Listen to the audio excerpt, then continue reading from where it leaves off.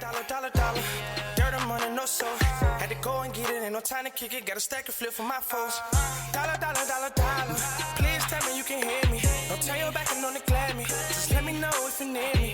Dollar. Let me watch out for my partners. Keep my money long, get my team strong. Let me run away from my problems. Yep, what's good, original crew, man? We're back today, man. We have parents discover teen son's horrifying secret. Another body cam with y'all today, man. Another day, another body cam, another senseless act. Facts. But hey, with that being said, watch what we always say. See, we got a teen son, a history of BS. Always had indication of, of something. Yeah. We'll see.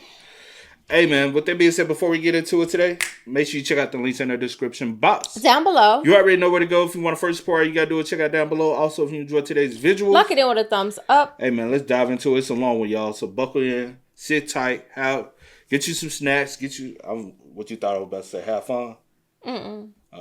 Get you some snacks, get you whatever you need. Even if you got to come back and make sure you finish it with us, man. But let's go. Let's check it out. Let's see what's about. You ready? I'm ready. Let's get it. It's right here. Yeah, because there's an arm. There's an arm, there's another arm, there's another one. Parents have some concerns of some stuff they may have found in your room? Yeah, I believe so. And what would it be? A human head and hands. You said this so casual?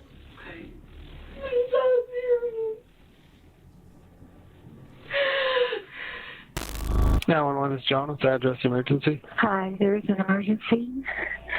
I found something in my son's closet wrapped in a plastic bag. Okay, what was it? I think it's a human head. It's a what? I think it's a human head. On March 1st, 2021, police at Grand Junction, Colorado received this chilling 911 call. A mother has just discovered a disturbing secret hidden within her son's closet. Even more terrifying, he's currently just outside the house while she makes this call for help. Why do you think it's that? Because it looks like it's all an ear. Is it bloody or does it like anything like that? Can you just come? Do I have to take a picture and send it to you? What's the address? The dispatcher tries to get as much information as possible to make sense of this shocking call and give officers an idea of what they might be walking into. Is your son there now? He just pulled up. We wanted to make sure he was here before we called. How old is he? 19. He's had a little bit of a fascination with the morbid, but he was channeling it, I thought, into becoming a crime scene investigator, but not so much. Do you think he's going to be cooperative with us? I don't know. I don't think he'll be violent. Just came back from his friend's house. Does he have any weapons in his room, or do you guys have any in the house? I don't know. I think that he has a shotgun, but we can certainly remove it immediately before he gets in his room. He's out by the car now, so. Is the bag still in the closet? No, it's in my kitchen sink. And there's a secondary bag that I have not opened. It's currently covered with a towel. And there's a second bag? There's a second bag, though. I don't know what's in it. I didn't open it. I'm sorry. Did he took the second bag out of the closet? I took the second bag out of the closet and put it in the sink. Where's Brian now? I think he's still outside. And you're in the backyard now? I am, yes, because I don't want him to hear me. Despite the horrifying nature of this call, police could not... You know how terrifying that is as well? I had to whisper around my own damn child. Yeah. That in itself is already sad because it's like, damn.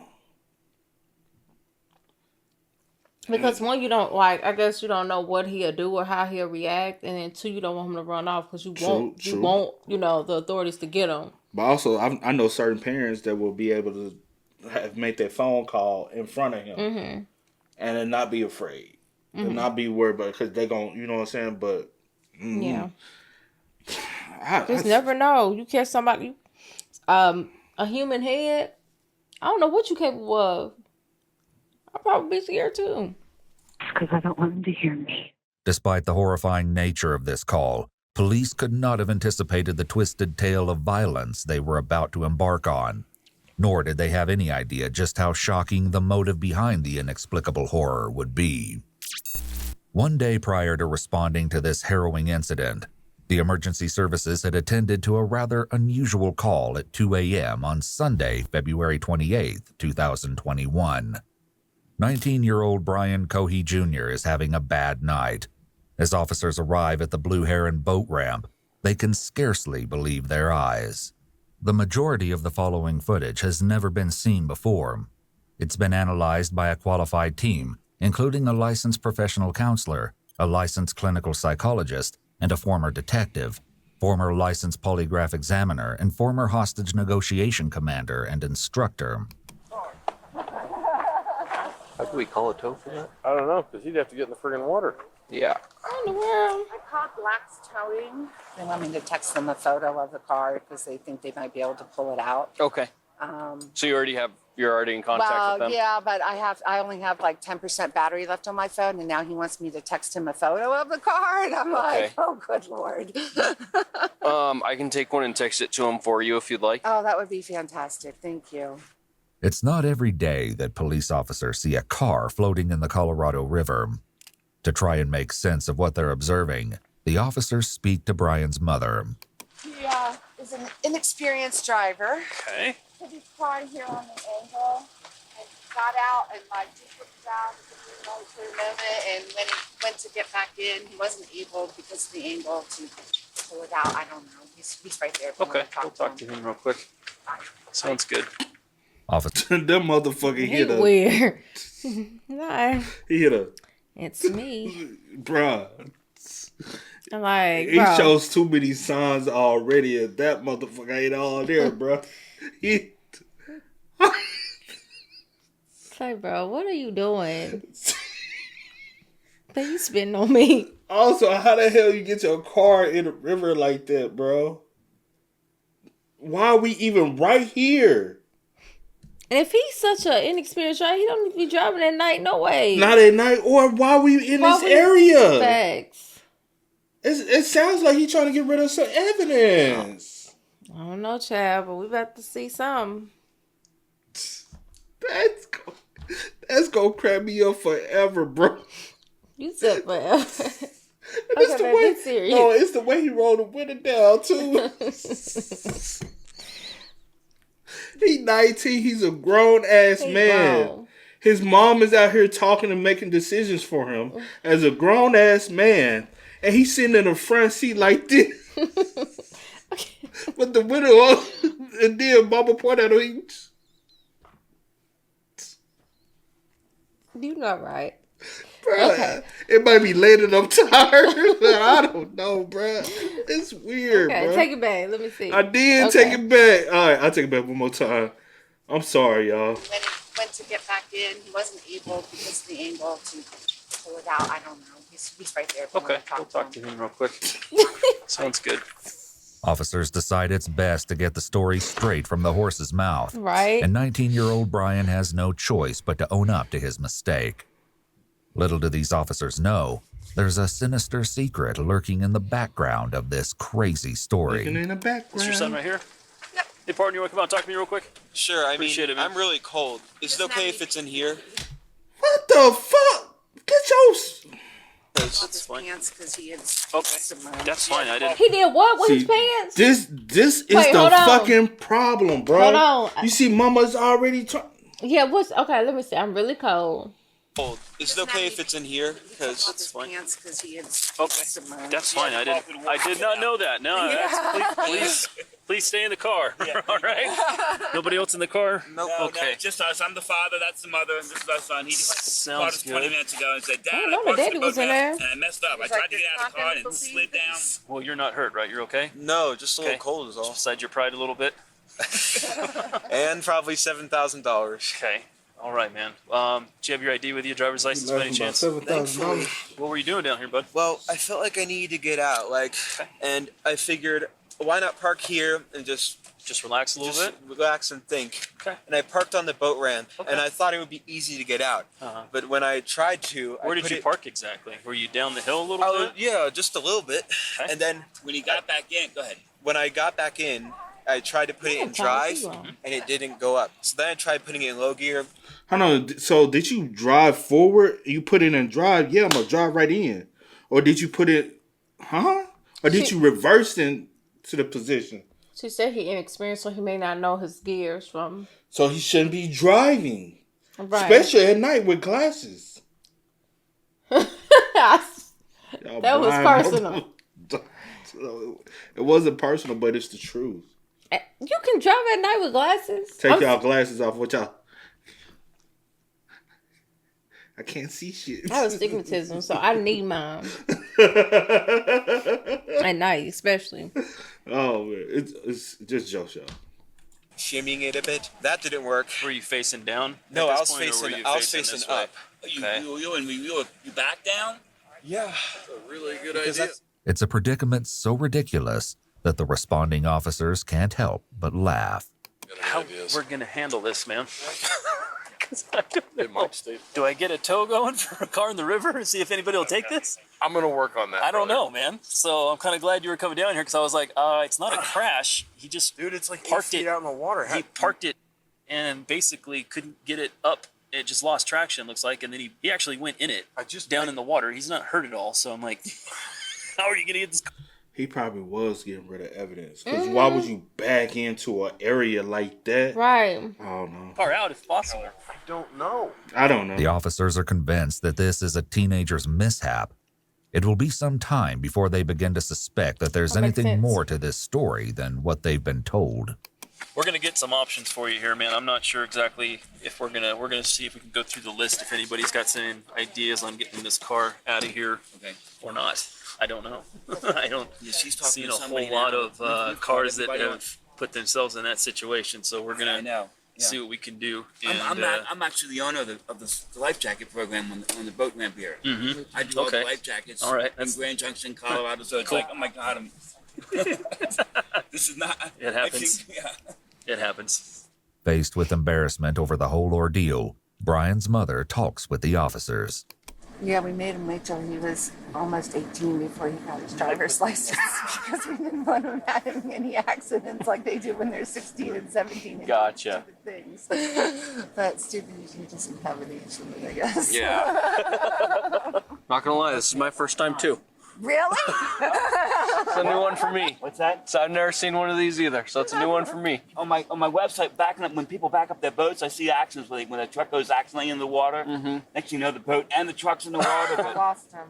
Just let me know if he does. That way, if not, we can try and get hold of a tow truck and go from there. No, it's at an angle. It's heading upriver. It's facing upriver. Yeah. Yes, the front of it is facing upriver. Oh, damn it. I'm sorry. It keeps losing the call. Ah! And he's like, I don't want to get wet. I don't have the proper clothing to go into the water and get wet. Yeah. Hey, Robert. Well, I was just talking to the patrolman, and they're suggesting that we just adjust this in daylight hours. That's why they make the big bucks. They're smart. Nobody wants to get in the water. I hear ya. At long last, the officers make contact with the towing company willing to come out to the river in the middle of the night and risk the frigid waters. With help on the way, they finish things up with the Cohees. If you guys want to stay warm, you're more than welcome to jump in that car and see where it's warm. Does he need to stay here? Or I'm sorry? is he free to go? I'm sure he'd like to go home and get warm. I'm sure he'd like to get some pants on. Yeah, right? Yeah, it's not a crash. It's okay. It's just a stupid act. So, Okay. All right. I'm going to take him home and then we'll come back here and figure out what's what with the tow truck. Thank you. Terry and Brian Sr. take Brian home, but they soon return without their son to the boat ramp. Nearly an hour later, the tow company is making progress. But as the car nears the shore, the officers make a disconcerting discovery. Hey, quick question for you. Sure. So the back bumper, I don't know, you can probably see it from here. It's a lot of red on the back of that, dripping down it all a little bit. That's underneath the license plate, a little area right there. Okay. A lot of red, which means looks like blood. Blood? Yeah. I don't know if did your son hurt himself on his way out at all? He might have, and he just didn't know it. I don't know. That's why I'm asking. It's a good question. He's at home. Is he make sure he's not got a cut or He just said he's going to bed. something out on him somewhere that he's not aware of? Maybe because his would've adrenaline been was a in the little seat high. then. Maybe just have him do like a self check, make sure he's okay. It would have been in the seat. He didn't have on no pants. No, he took off his clothes. Y'all would have seen that. So no, you said a lot of blood. Come on. Brian, are you okay? They see blood on the back bumper of the vehicle.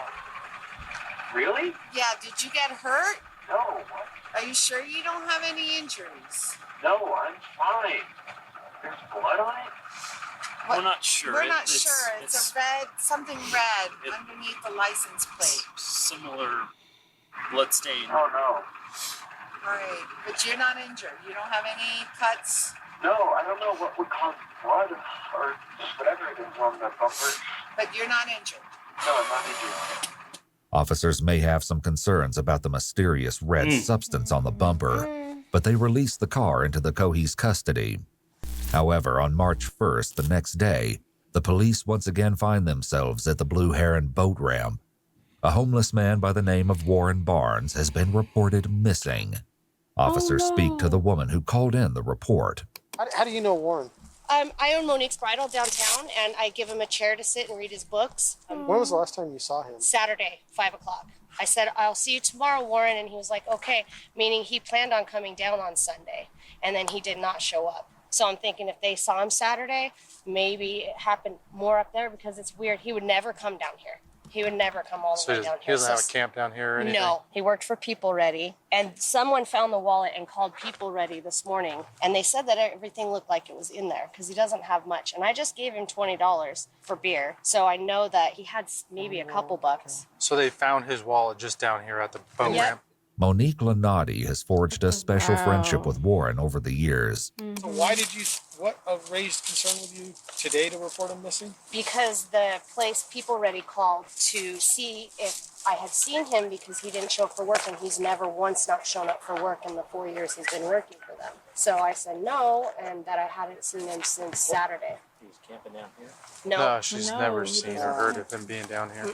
That's why I'm freaked out, because there's no way he walked all the way down here and his wallet just So, in how many years? 4 years. Yeah, that's as long as I've known him. Officers soon find that Monique is not alone in her concerns about the missing Warren Barnes. He literally shows up every morning, every day without fail, like at 6 o'clock. Shout out to the community, We bro. always let him in before the customers. We give him free coffee. He's the nicest old man ever. Do you talk to him at all? All the time. Hey, So good. every morning it's around 6? Yeah. Without fail? Without fail. And he's the nicest guy ever. Rough looking, but he is the nicest guy. Monique gives officers a photograph of Warren in the hopes that it'll help with their search. So that's the only picture you have of him? That's the only one I have, and that's from June of 2019, so he's a little bit thinner. Okay. So who found his wallet down here? The lady from the place said that it was whoever runs the life jacket thingy. I'm actually the owner of the life jacket program on the boat ramp here. Okay. Be in touch. Well, thank you. Yeah, of course. I hope you guys find him. Senior. And then it makes sense for his sons to go to the boat ramp area because that's a place he's familiar with. Yeah. But when he went to possibly dispose or whatever, Something happened. He panicked or the car. Wow. Hope he's okay. Could it have possibly been an act? No. Could have what? No. I just hope we find him so that we can start the next process, whatever. Because I don't know. I just have a really bad feeling. Monique's tone doesn't convey much hope, and with only an old photograph, police have very little to go on. However, things are transpiring across town. As it turns out, it was indeed Brian Cohees' father who called about the wallet. He found it in the most unlikely place, the now recovered Ford 500 that his son accidentally sank in the river. Wow. With her suspicions raised, Brian's mother goes into his bedroom to investigate. It's March 1st, 2021, the day after the car incident at the Did his ass just get in the bed?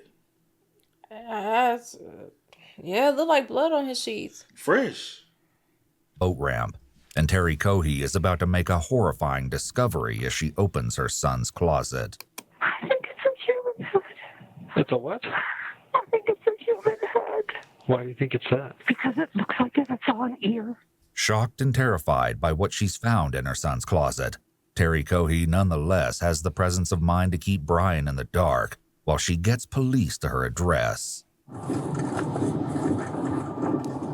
Is he the only Deputies child? from the Mesa County Sheriff's Office arrive at Brian's address, wisely leaving their sirens off as they approach. This could have frightened the young suspect, and it's important to keep him calm for the initial interaction. Sure. What's going on, man? The deputy makes contact with Brian using a friendly, disarming greeting. You know what I would have did? Show up and be like, hey, we just reporting on the car. Yeah. And make it seem like, you know what I'm saying, we just trying to... so what were you saying you were doing down there last night again? Right. And then we saw, you know what I'm saying? Which goes further to establish an atmosphere of calm. Of course, at the same time, the deputy is certainly scanning the area for any potential threats, as well as making sure that Brian has his hands where he can see them. How much? Cooperate. I am going to cooperate. Okay, so parents have some concerns of some stuff they may have found in your room? Yeah, I believe so. And what would it be? A human head and hands. Do you have anything on you he's going to cut, poke? Why the fuck he said this shit? A human head and hands. See.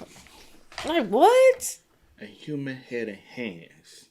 Like, that's just like... Like the motherfucker was snooping around my room and found a human head. Bruh. That's weird. This motherfucker is weird.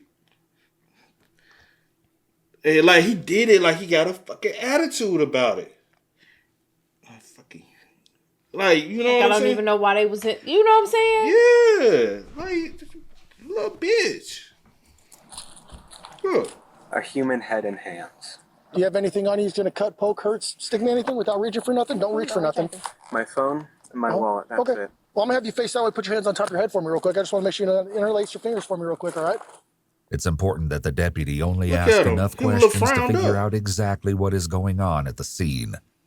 And while this is not the kind of encounter that even a veteran police officer would be accustomed to, it's Brian's parents who must slowly absorb the shock of their son's admission. I'm going to have you walk over here. You're going to sit in the back of my partner's patrol car for a minute, okay? Not yet. Okay. Just sit back there and hang out for me, okay? Can you walk me inside, please? Just walk you off through this, what happened in the beginning. Okay. Let me do it. You go inside. Well, let's stay out here with me for a minute. Sit down. Come on, sit down, baby. Can I go in there and verify here first? Oh, yeah, please. We haven't seen it. Yeah, we haven't looked at it. It's under the towel in the sink. Okay. Yeah, Annie, stay with your mother. Give her a... Just make sure that... That's the other son. Yeah, you can go in the sink, right? Well, yeah, okay. Right there. No, anything. House empty. Okay. We had a bag feeling about what happened this weekend. Okay. And she said there's a bag in this closet, and she opened it up. And she called me and said, I wonder what made her... The deputy correctly asked. Huh? I wonder what made her go check his closet. Like, does she normally go? So with the... It says something about when the father found the ID. It kind of made them suspicious. Found the wallet in the car. The wallet. It made them suspicious, so they went to go check. Just to check and see if they could find some other stuff, maybe. Yes, and she just went in the closet, and that's what she found. And then she found. He had seen that he had My a bag. bad, I in the missed closet. that part. Yeah. And she called me and said, get over here right now. The deputy correctly asks for permission to enter the house so that he can confirm the grim contents of the kitchen sink. I covered it with a towel. Okay. Let him know you see it. We didn't want him to run. I don't want to look at it.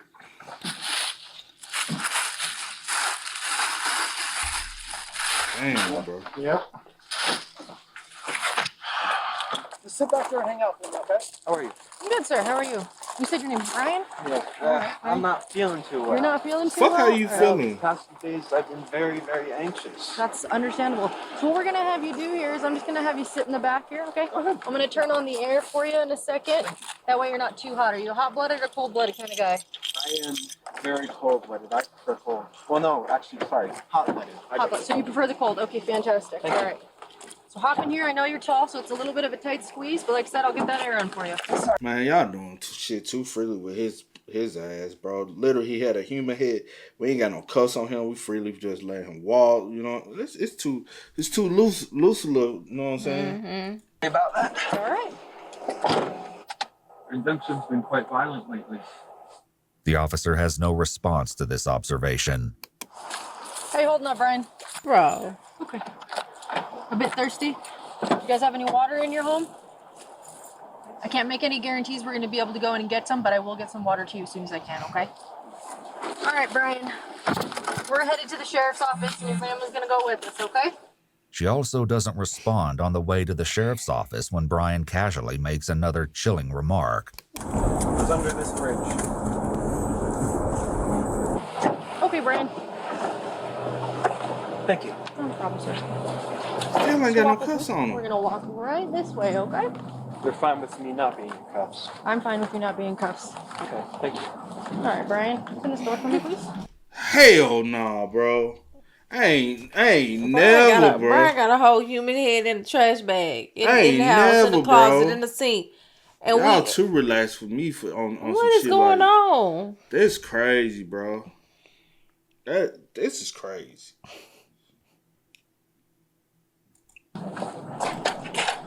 Just walk forward for me, Brian. That's a free walk. I should have a mask. You're okay. Don't worry about it, okay? Keep on walking. Keep going. Take another left. Hard left. Right here. Right here. Sorry. All right. So have a seat, and we'll be with you in a moment, okay? Thanks, Brian. With Brian situated in the interrogation room, investigators speak with his parents to find out what happened that harrowing morning. And right here.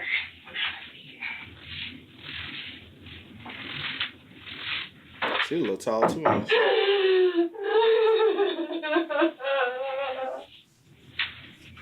Just take your time. Take as much time as you need, okay?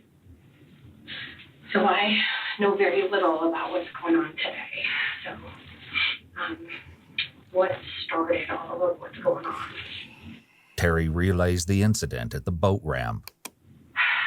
So we have the car towed back to address, and of course with the battery being wet, nothing was operating. And so my husband was cleaning out the car because he was going to take it into Scotty's to see if they could maybe salvage it. Okay. And he found the wallet. So he called me this morning and he said, found a wallet in Brian's car. Oh, and the officers thought that there was blood on his car. Okay. The night that it was in the river. Okay. The scene, and he had just had a procedure done on his armpit a few days before, so I thought maybe the adrenaline opened that back up, and that's where it came from. I don't know. And he said, I don't know where it came from. And he took special. Why the fuck would armpit blood be on? All right. Effects class last summer, which involved fake blood. Okay. And he's like, one of those fake blood containers first in my trunk is probably that. And I was like, okay, that makes perfect sense. However, his father, Brian Cohey Sr., found something even grislier in the car's glove box and decided to confront his son. Went back out there this morning just to continue, and I opened the glove box, and there was a knife in the glove box, underwater.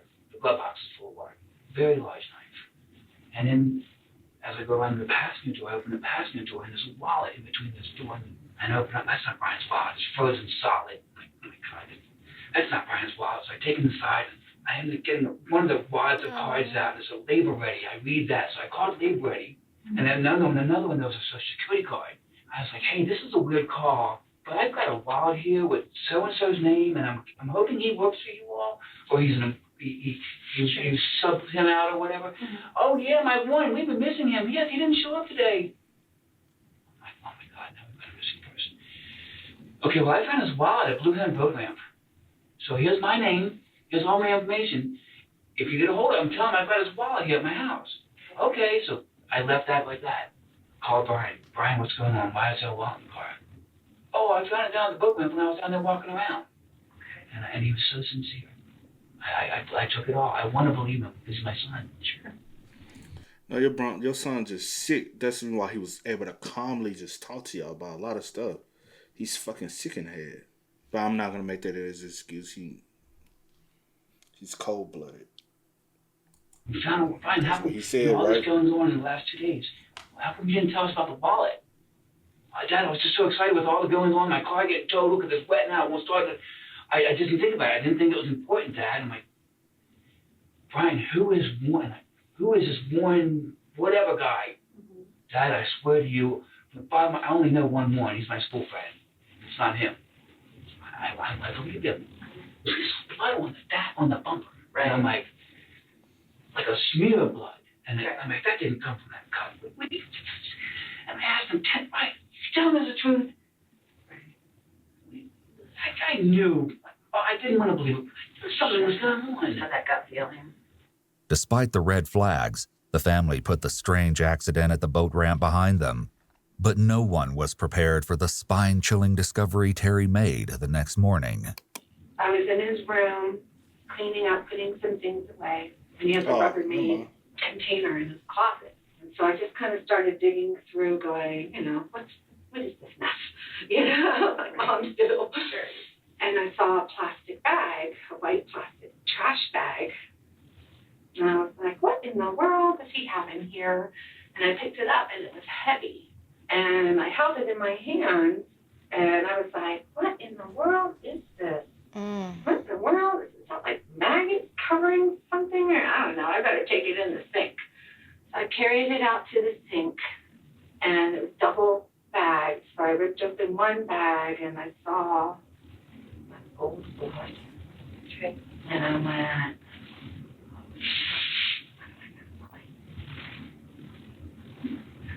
I ripped open the second bag, and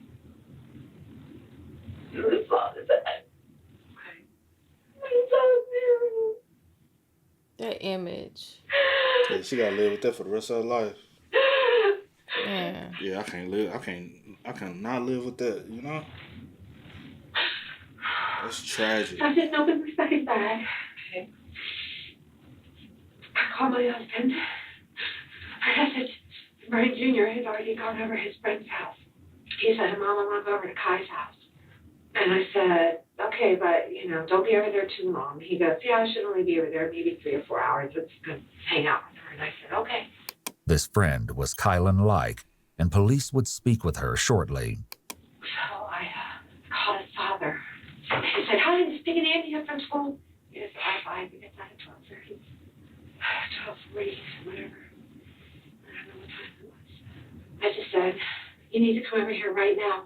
And he said, okay, well, I got Andy with me. And I said, you need to come over here right now. And he said, okay, I'll be there in a few minutes. And he hung up. Kylan Like's mother, Heather Gale, recalled what she saw after Brian ended the call. And my only memory of that was the way he peeled out of the driveway. I actually have a picture somewhere on my phone of the marks when he left to go, because his brother called him, I guess, and said, I need my car back. We know, of course, that this was a ruse on the part of Brian's parents to get him back to the house after their horrifying discovery. Brian, my husband, was already there by that point, and he put a towel over top of his for me in bed. So we hatched a plan to call Brian and tell him that his brother needed the Mustang for a driving lesson because he's on his learners. And just as he pulled up, I called him. And he kind of knew something was up. Dad, you ever feel like the day's going to change? He started saying things. I'm like, yeah, we're just being really vague. Me and Andy were sitting there, and Mom was on the phone over there talking to 911. And it just seemed like it took forever. As his parents continued to speak with the detectives, investigators Pete Berg and Lisa Norcross joined Brian in his room. Over the next 2 hours, they will hear a shocking story of blood-curdling evil. And before the interview is over, they will even learn the dreadful truth about Brian's ill-fated trip to the boat ramp. Thanks, Ryan. Well, this is Lisa. She was call. Hi, how are you? Okay, you? Good, thanks. Never really good. Okay. Trade any seats? Sure. Ooh, this is a special chair. No, the special chair is a soft and I won't. Brian is as cooperative and pleasant with the investigators as he was with the deputy who escorted him to the sheriff's office, but his nervous shaking and insatiable thirst indicate he is perhaps not as calm as he's trying to appear. The question is whether he's anxious about his fate or excited about his moment in the spotlight. One thing to keep in mind is that, according to his mother, Brian is diagnosed with ADHD and autism, and leg shaking can be a normal, stimulating behavior for people with these diagnoses. They read Brian his Miranda rights, and he agrees to speak with the officers. From here? Yeah. So where'd you go to school? I've went to Broadway Elementary School just across from my dad's house. Then I went to Brooklyn Middle School. Right. Graduated last year. Good for you. Okay. Do you work? Yeah. Where do you work at? Not even part-time. I was going to say part-time, not even. As a bagger / courtesy clerk for Safeway, I work anywhere from 2 to 4 days a week. It may seem at first glance that the detectives are engaging in idle chit-chat to set Brian at ease, but this is part of rapport building, and it's also crucial for them to establish early on that Brian has been handling responsibilities such as school and work, and is perfectly capable of carrying on a normal conversation. This will make it much harder for Brian to claim before a jury that he was unable to tell right from wrong. True. How did you get here? I murdered someone. Okay. It seems that Investigator Berg was merely asking how Brian physically arrived at the sheriff's office. Right. But Brian doesn't stand on ceremony. With a tone and head tilt that suggests he's bragging, Brian makes the ultimate confession. In fact, he's all too willing to discuss this horrific crime with detectives. So start back at the beginning and go slow and tell me as many details as you can remember. So, because I mean, Murray going to jail for the 15 years probably. I have no idea. Because we're at the beginning. It's murder. I mean, I'm going to jail for 20 probably, but so I figure why fight it? Okay. So what's important to me is to learn as much about you and what you did and as I can. Well, many details as you can give me, the better. Brian's polite exterior only adds to the surreal depravity of his confession. He's somewhat of a unique suspect. Let's see. Yeah, it was the night of February 27th. It was a full moon. And I figured I could see so well, why not drive out? I am in a bad state of mind at that time. I have major depressive disorder, so I am not thinking, I shall say, positively. Okay. And I'm cruising around for an hour and a half. So I fill up on gas halfway through, and I'm eventually driving underneath the bridge near the sheriff's office. I'm bad with words. I'm just... Yeah. By the way, I'm a habitual late shaker. I have a question. Mm-hmm. You send people who have committed crimes like me. Do we stay in this county jail or are we moved? It all depends on what the judge says. Brian maintains his spirit of cooperation, but he's clearly concerned about what happens after this interview is over. It's interesting to note how he compares himself to others with the phrase, people who have committed crimes like me, almost as if he has joined an exclusive club. So we were at the bridge? Yes, I was at the bridge. I was cruising. There was a road underneath, right? Under the overpass. And I was driving along, and I see a shape here on the railway track. So I'm like, oh, interesting. So I go up, and as I'm looking, I see a large thing wrapped in a canvas. Okay. And I'm like, that's a homeless person. So I grab my knife, I put on 3 layers of gloves, because plastic gloves can betray their users because they're so thin, the vinyl gloves, by putting your fingerprints through. So I put on 3 on one hand, I took the knife, I pulled back the canvas, and I stabbed his neck. Okay. He was panicking at first in his old man voice. He was in his 50s. I know why I call him old man. He was saying, what are you doing? What are you doing? Why? Ah! And I just kept on stabbing his neck. Is it okay if I do a demonstration? Oh, yeah. This is him. I was strapped on top of him like this. Oh, yeah, this motherfucker. And he couldn't fight back. It was actually surprisingly easy. I was barely breaking a sweat. I thought, oh, this guy, he's going to be tough. But no, it was actually surprisingly easy. And during the time, I was growling and making animalistic noises. At this point, there can be no doubt that Brian... And he want to laugh. What? What in the world? Yeah. And please don't say, what please you no said. pleading, no insanity. I'm so tired of that. Y'all have to stop. Is excited to tell the investigators all about his horrific deed.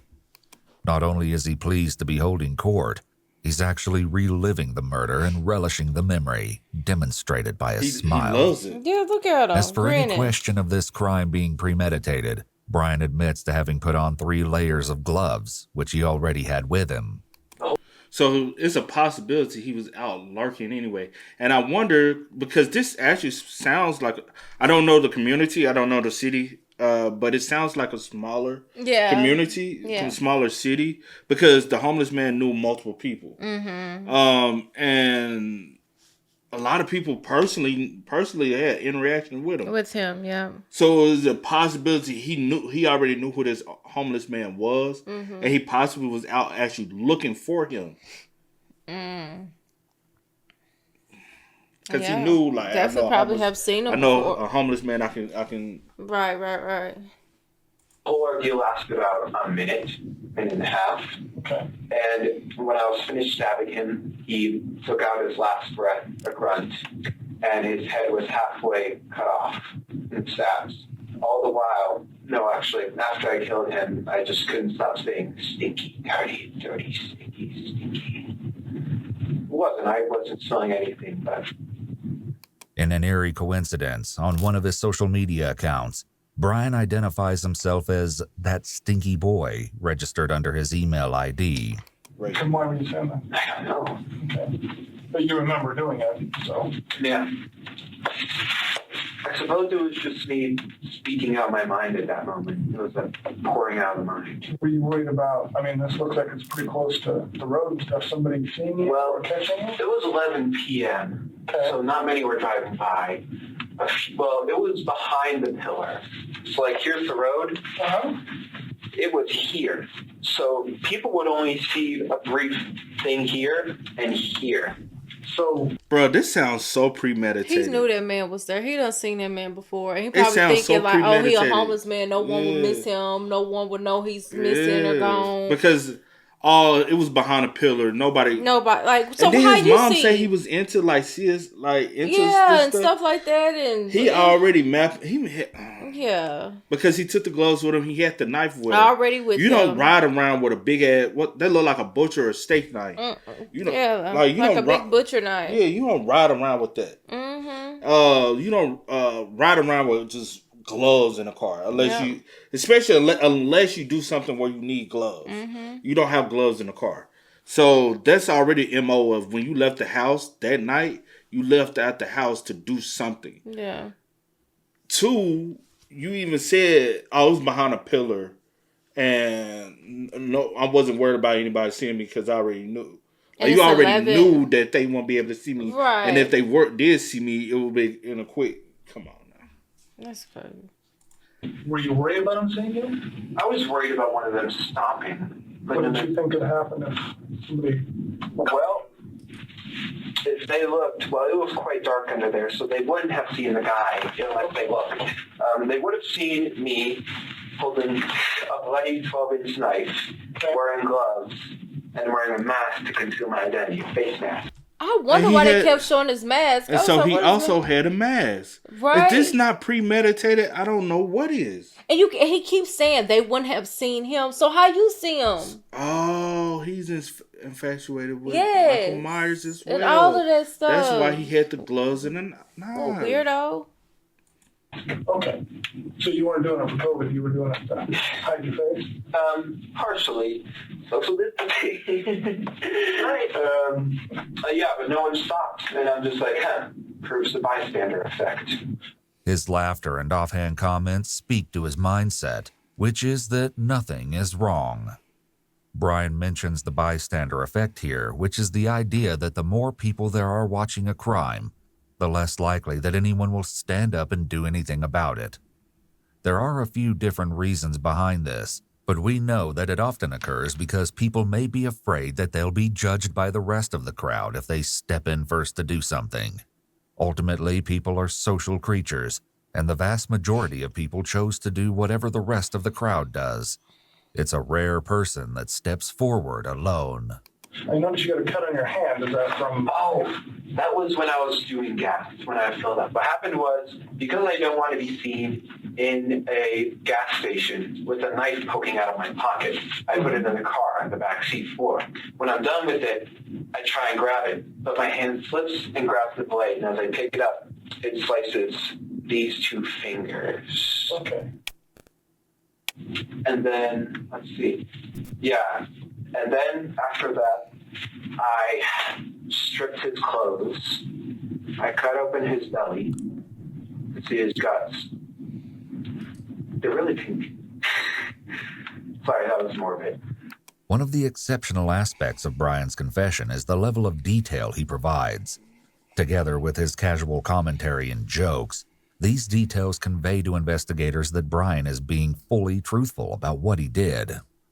It's also worth noting that morbid humor has long been one of Brian's trademarks. What about other kids in the neighborhood or on the bus? He didn't really, he had a couple of friends that he's had since elementary, but, he had a morbid sense of humor and would make...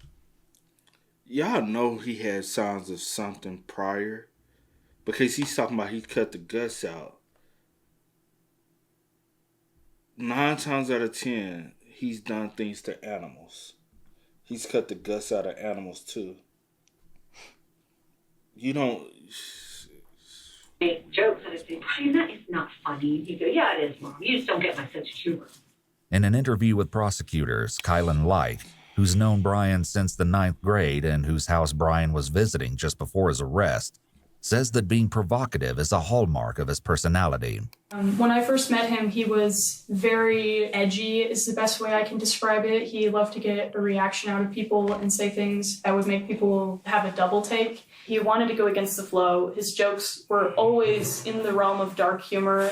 Very rarely did he make jokes that weren't somehow relating to death or violence or destruction or breaking the law or just basically just humor that is considered dark humor. And I know a couple of people personally who just hated him because that's kind of how he is. You either think it's hilarious or you hate it. And that's the people who think it was hilarious was a small percentage of people that unfortunately and embarrassingly included myself. And my very best friend of high school, Emily, was someone who hated him. And, she's a bigger girl and he would call her fat and call her pig and call anybody who looked like that things along the same line. Like just spiteful, I guess, just trying to like I said, get a rise out of people.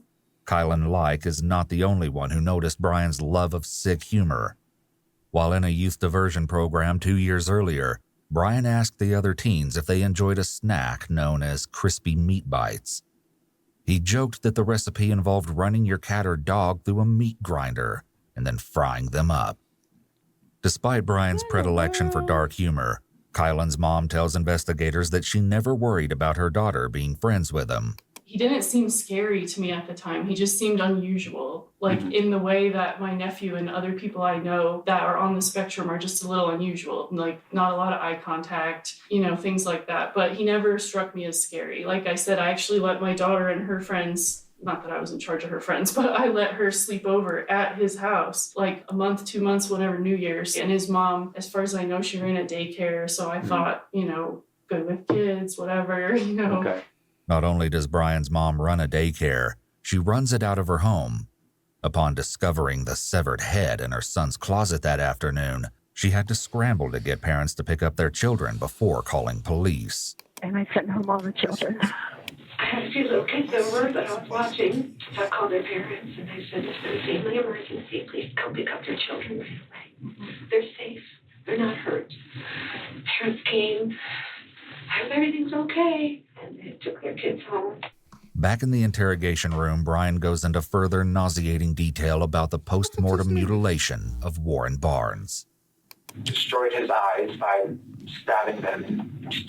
Okay. And then I cut off his hands. I put those in plastic Ziploc bags. And then I cut off his right arm at this joint and at this joint. And then at this arm, I tried cutting it here, and then I tried cutting it here. But what happened was I accidentally broke his bone. this one. It was poking out. And so I left that one here, partially cut, dismembered here, bone sticking out. And then I left his body there. And then I took the head, put it in a leftover pizza box from the dinner a few nights ago.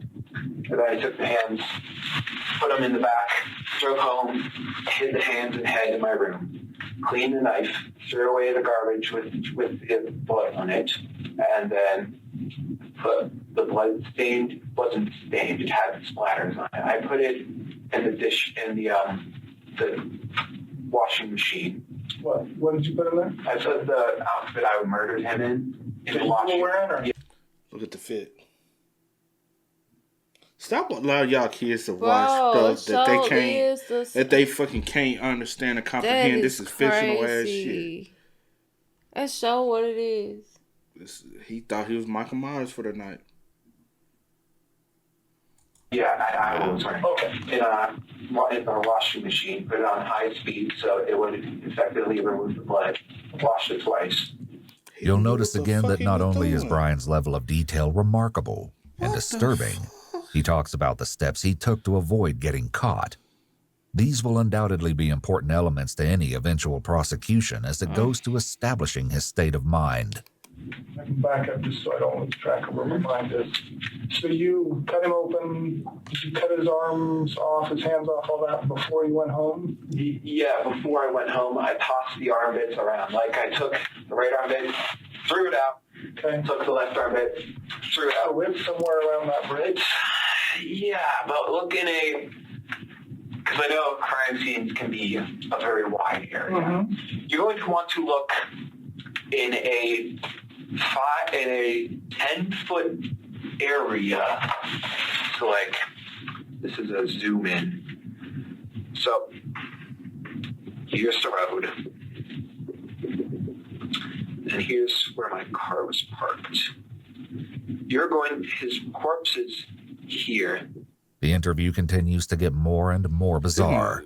In addition to reliving the mutilation in full pantomime, Brian enthusiastically goes over the dimensions and location of the crime scene, as if he's a police lieutenant giving a briefing to his officers.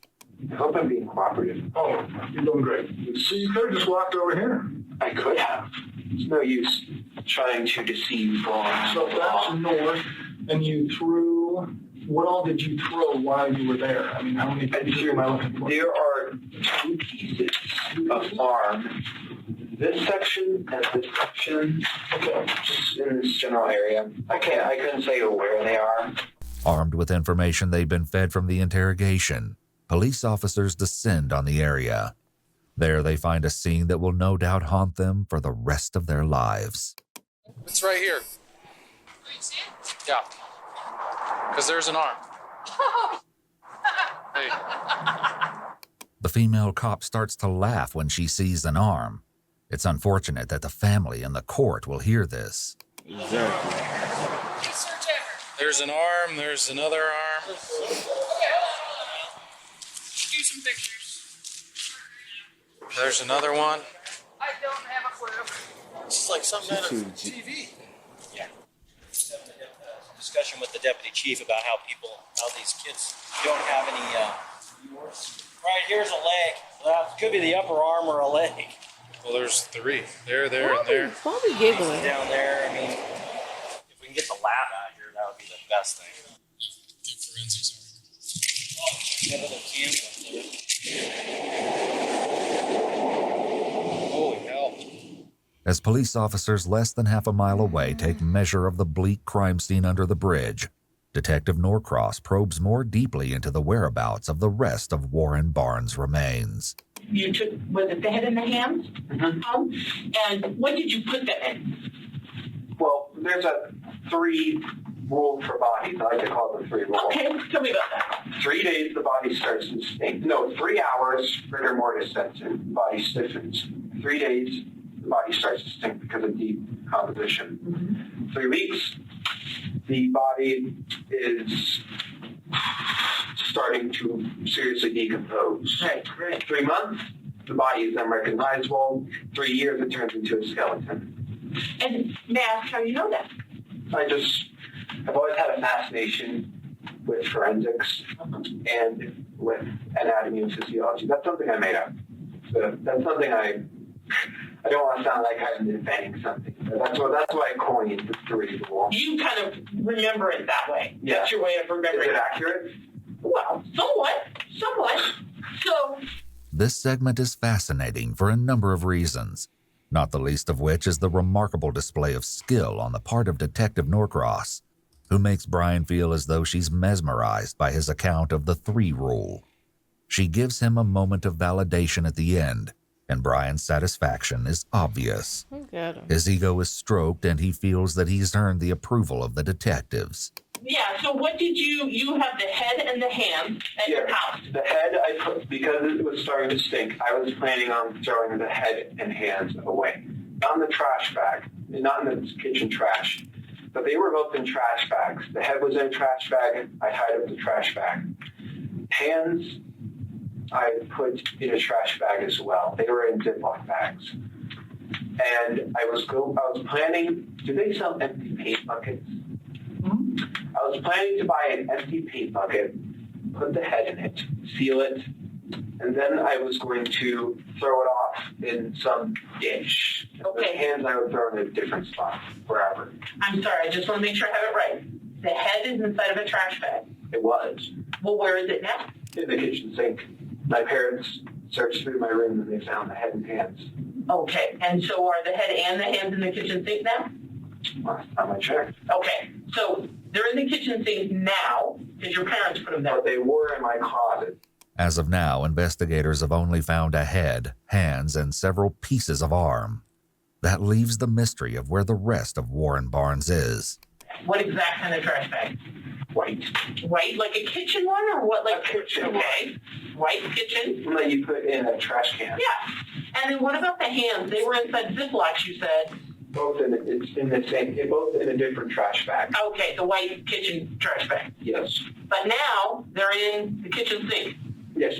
And you talked about cutting. I used to be a meat cutter. I know it's not easy just to cut off hands. Oh yeah, it was with the knife. I was just. So did you practice on anything else? No. How did you know how to do it? No, I just went along as a process. The bones, I just pressed the blade down and went. Sever them at the ligaments. Okay. And how hard was it to do that? To get them actually? Not particularly hard. I was just more frustrated that I broke this bone. So if you hadn't got frustrated, what was your... I mean, it sounds like what you did, we know. Did you have a different plan? Why were you the original? Because I always wanted to know what it felt like to cut up someone. Okay. So just... So why did you stop? Where did you stop? Because the arms were just... That's it. And that's all I wanted to know was like cutting off a limb. And I'm just like, okay. Again, the mind reels when confronted with the nonchalant attitude Brian has toward discussing the murder and dismemberment of a human being. And you said you studied criminology and forensics and all that? Not college study or school study. It's like a passing interest. I understand. But what were you worried about, like leaving evidence behind? Or caught? Totally. Tell me about that and what you did there. Well, I was figuring the police don't, this is not to be taken offense, but police, they don't seem to care as much about high-risk individuals, homeless people. What'd I tell you? Premeditated. What'd I tell you? Premeditated. He knew exactly what. And like I said, I highly believe he already knew who this individual was. He already knew where he would be at. It was easy for him. He even knew that nobody really pass through the area at that time of night. 11 p.m. What you out doing anyway? Why the parents even? They already said you really not that experienced. Why you out driving? Why they like just nonchalantly?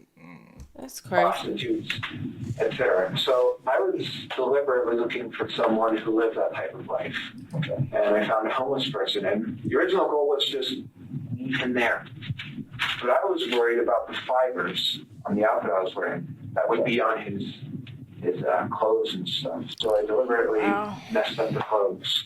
This is an outstanding amount of premeditation for a youth offender. It's a shocking amount for anyone, but particularly because of his age, His executive functioning is years from being developed. But he is autistic.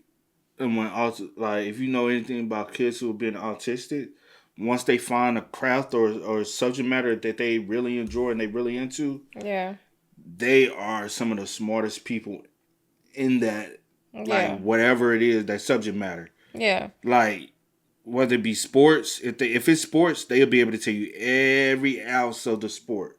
If it's music, they are some of the most exceptional people in. Yeah. His just happened to be criminology. Mm-hmm. And instead of using it for good, he used it for evil. Yep. He could have actually became probably one of the best crime scene investigators. Facts. Could have. Honestly, could have. Instead, he wanted to become a killer. He's also infatuated by Michael Myers, as we see. He wanted to be Michael Myers tonight. Even from the outfit. From the outfit, the mask, the knife. And carrying the knives in with the gloves. Yep, the gloves. Where the boots at? Probably had something. I ain't no telling, bro. Developed, and yet he's thought so much of this through. It's chilling to think what he may have been capable of had he not been caught. Brian remains engaged, casual, and even jovial as he describes his mindset on the night of the murder. His detailed concerns about getting caught will make it very difficult for his lawyers to mount an effective insanity defense. According to Kylan Light's mother, Heather Gale, this isn't the first time that Brian talked about choosing a victim on the outskirts of society. Anything else things you've heard from Kylan come to mind? She told me that he had mentioned that he was going to kill a homeless person because nobody would miss them and he could get away with it. Yet once in an interview, Kylan tells a different story. He never talked to me about wanting to kill a homeless person specifically, but he definitely talked to me a lot about, killing. And I was actually surprised because I figured that if he was going to do something like this, that it would be on a larger scale. I thought he would, I don't want to sound vulgar, but I figured if he was going to snap, it would be like shooting up a store.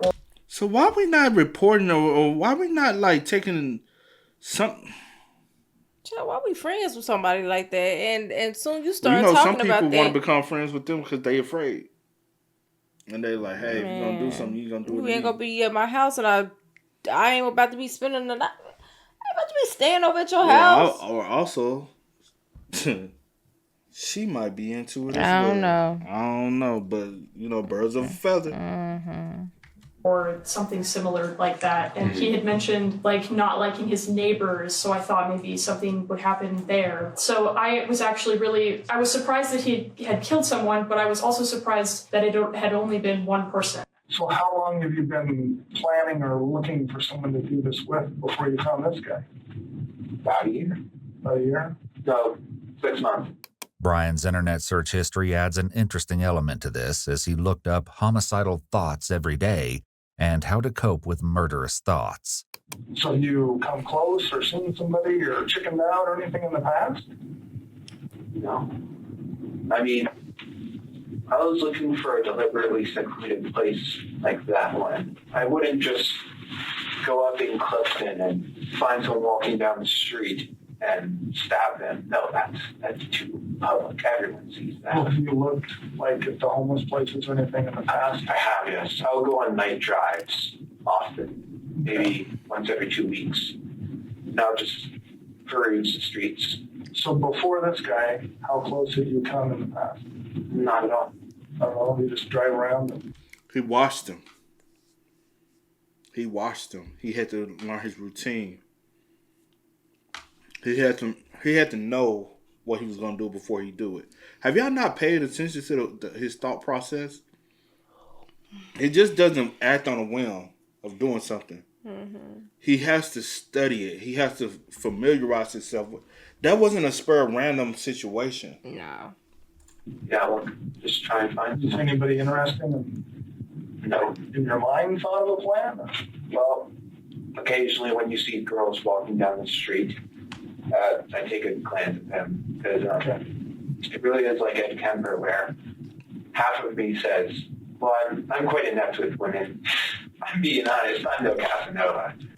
But half of me says, "I want to take that girl home and make her feel nice."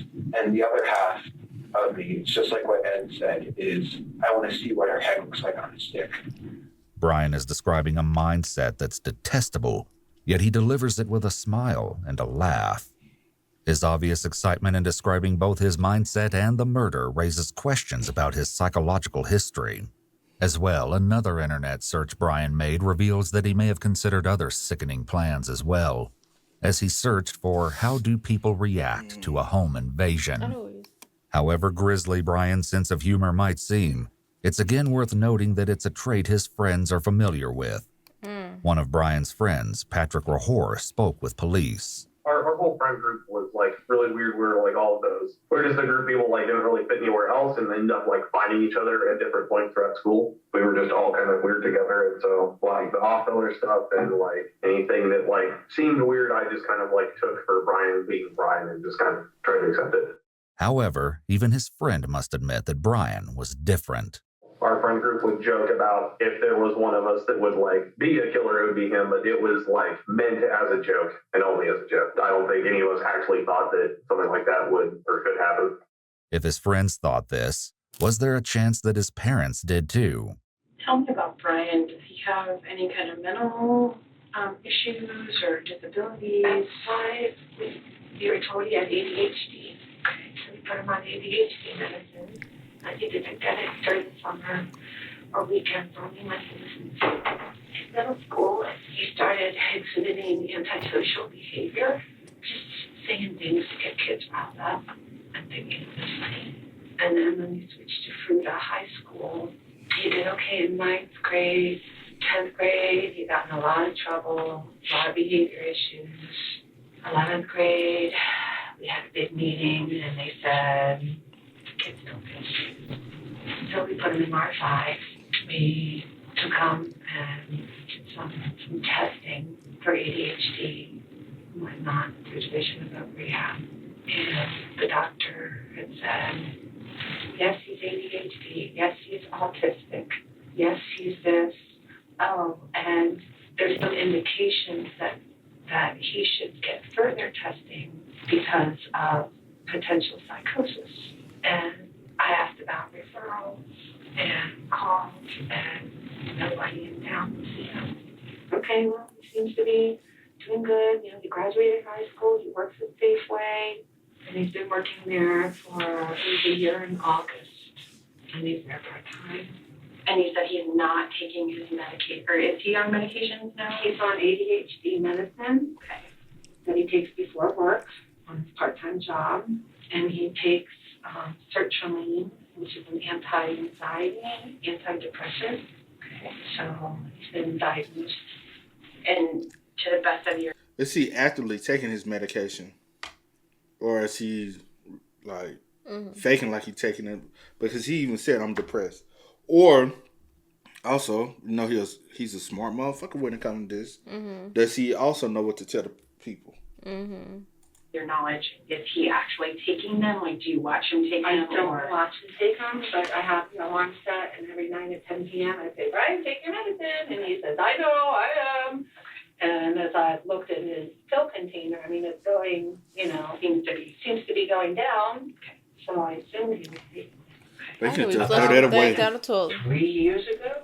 Flush it down the toilet, put it in trash. Because we had him going to counseling. He was going to counseling, and he just thought about it. It just came across his head. It was just, but then I think everybody thinks about it. But I just remember one of the times when he was really lonely, and that was an issue. You know, we were kind of concerned about that. He made jokes about making nooses or doing that and doing that. Okay. But I don't know. I just made it all like normal talk. But I'm like, you know, Brian, we would, you know. Normal. How the fuck is that normal talk? Man, it might be normal. Among certain people, it might be normal to talk about making nooses and shit. So I don't, you know. Said that's normal. But no, it's not normal. Again, it might be normal among certain people. Maybe so. Maybe so. I don't know. You're right. I didn't know the depth of the water. I don't understand. He's obviously sick. He's obviously very sick. We've noticed weird things about him. Some days he gets cold. Just he looks at me and he has this cold look on his face. Oh, hell no. Just like he's been so far, Brian may... I told y'all, you always see the signs ahead of time, but y'all fail to, like, act on the signs, bro. This man been needed a psych ward or something. On some real spill. He needed, like, some serious help. Makes no qualms about admitting his battles with mental health. You say you have a major depressive disorder? I'm just curious what those are. Well, actually, I have several. I have high-functioning Asperger's. I have ADHD and major depressive disorder. Okay. Major depressive, so you were wondering what that last one is? Yeah, I know what they are. I was curious, what the exact diagnosis was and who diagnosed them. They tested me for autism for a formal diagnosis, came back Asperger's, which is high-functioning autism. Yep. And they also said I was schizo something. So, that right there is the kicker right there. That's the reason why Mama says, and some other stuff, because she didn't want to accept the schizo. She did kind of say, like, nonchalantly, she agreed with the autism, the ADHD, the depression, but she was like, they said do some other testing or some other things, and she didn't want to come to. She probably didn't want to come to. She said. She didn't say anything about schizo. And possibly with the psychosis and stuff, because that falls under there. But true. But what was you about to say with? So but I'm finna say, so he's not like a full blown autistic. He has high functioning, autism, which that's why, because there's several people in society that are successful in life that has that, and they typically are good at certain things. I don't think he actually was actively taking his medication. Probably not. If he was taking some of it, but not all of it. Yeah. He probably taking some days he wouldn't. He possibly also needed continuation of therapy. But it seems like, all right, he graduated high school. My child's normal. Because, some parents, they battle with wanting to accept that their child is different. And they just want their child to be normal and viewed as normal amongst society. And so they kind of like, he graduated high school, he got a job, and okay, he's going to be a normal person within society, But he actually, because he was diagnosed with a lot of this stuff later on in life, he possibly needed to continue some therapy, some treatment. It's rehab. Yeah. But she did say that they didn't have access to a lot of things in the area, too, so. That isn't me misremembering. They just said you're schizo something, whether that be schizophrenia, schizoaffective, schizotypal, or schizoid disorder. They said I had something that was schizo. The detectives are once again trying to delve into Brian's psychology, attempting to prove that he knew right from wrong at the time of the murder. His search history adds another layer to his story as he looked up extreme paranoia, schizoid and paranoid personality disorder, and avoidant personality. I was never formally diagnosed with anything like that. Do you feel like you had that? I don't know. Impossible to tell. Self-diagnosing, it's foolish. Yeah. But do you schizophrenia is pretty clear because people recognize they have a different personality in there. I don't have any hallucinations. Okay. I had delusions, I guess. Okay. Like years ago, I thought I was obsessed with people staring at me. Okay. Like I felt people watching me from every window. The birds were looking at me, watching me. Okay. For greater purpose. That was a delusion, I suppose. Right. But you don't have times where you feel like another personality is in your body? No, you remember all this. That's dissociative identity disorder. Right. Schizophrenia is. But you have multiple people talking to you at the same time, kind of a thing. No one was talking to me. There's a very good reason they're asking these questions. Because Brian said he has some kind of schizo diagnosis, they're trying to determine if he committed the crime under some kind of command hallucination, which may mean he could be deemed not guilty by reason of insanity. However, Brian denies having voices in his head. As well, his search history goes far in showing exactly what he was thinking about in the lead-up to the murder. One day before and again on the day of the murder, Brian pulled up Wikipedia articles for several notorious. The disturbing case of the schoolgirl killers on YouTube. Are you looking at all the searches? Bro, the YouTube one stood out to me. Then I kind of went over here. The Denver prostitute killer, the Daytona Beach killer, the Chicago strangler, which we just did a video on that. Smiley face murder. He's obsessed with serial killers as well. Do you believe if he was able to get away with this crime, he would have tried to become one? I do. Because he's highly infatuated with it. Especially the way he's sitting up here describing everything. He enjoyed what he did. I think he would have done it again if he got away with it.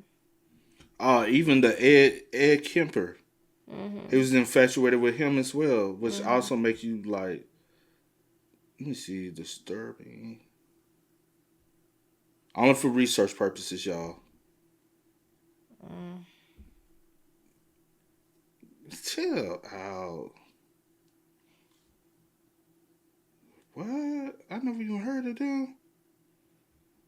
That's crazy, bro. On the day of the murder, Brian pulled up Wikipedia articles for several notorious killers, including James Dale Ritchie, Joseph Christopher, and Andrea Yates. How the fuck you even know about all these people? I only know about a couple of them. Only because... You know any of these? I know I think the Joseph Christopher, but the only reason is because I just got done reading. It was in the book that I read. You read. Yeah. In the month leading up to the murder, he also looked up topics such as how do people react to being held at knife point, how deadly is a neck stab wound, and he read an article about the killing of a homeless man in Baton Rouge. What did you think would happen if you got caught? Well, I figured my mother would have confronted me about it, but no, she didn't even say it. Do you know who the person was that you killed?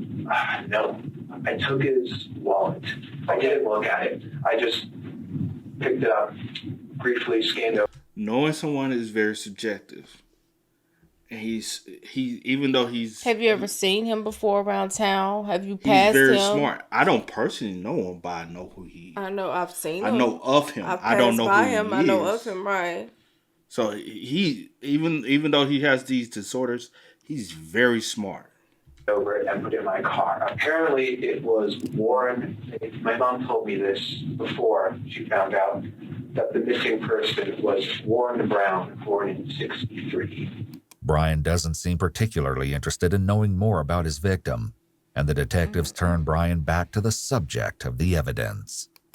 So we talked about the stuff there we're going to go look for. Your mom's off in the sink, apparently. Yeah. The knife is where? My dad found it in the glove box. I don't know where it is. What did the knife look like that you found in the...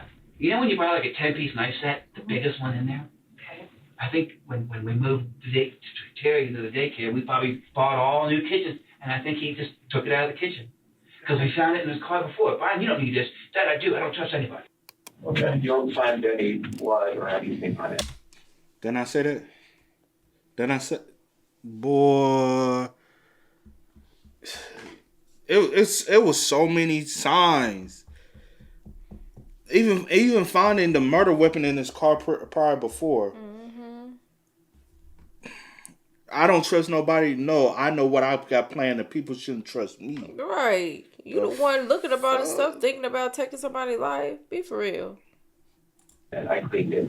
All of his belongings, except for his wallet, are right here. And his head in his hands. His head in his hands are at the house. Any reason you were wearing? And so you left all his belongings. I'm sorry I'm pausing a lot, y'all. And I'm sorry to you I'm pausing a lot. But you left all his belongings besides ID. Because you know what a lot of serial killers like to do? Take a piece of...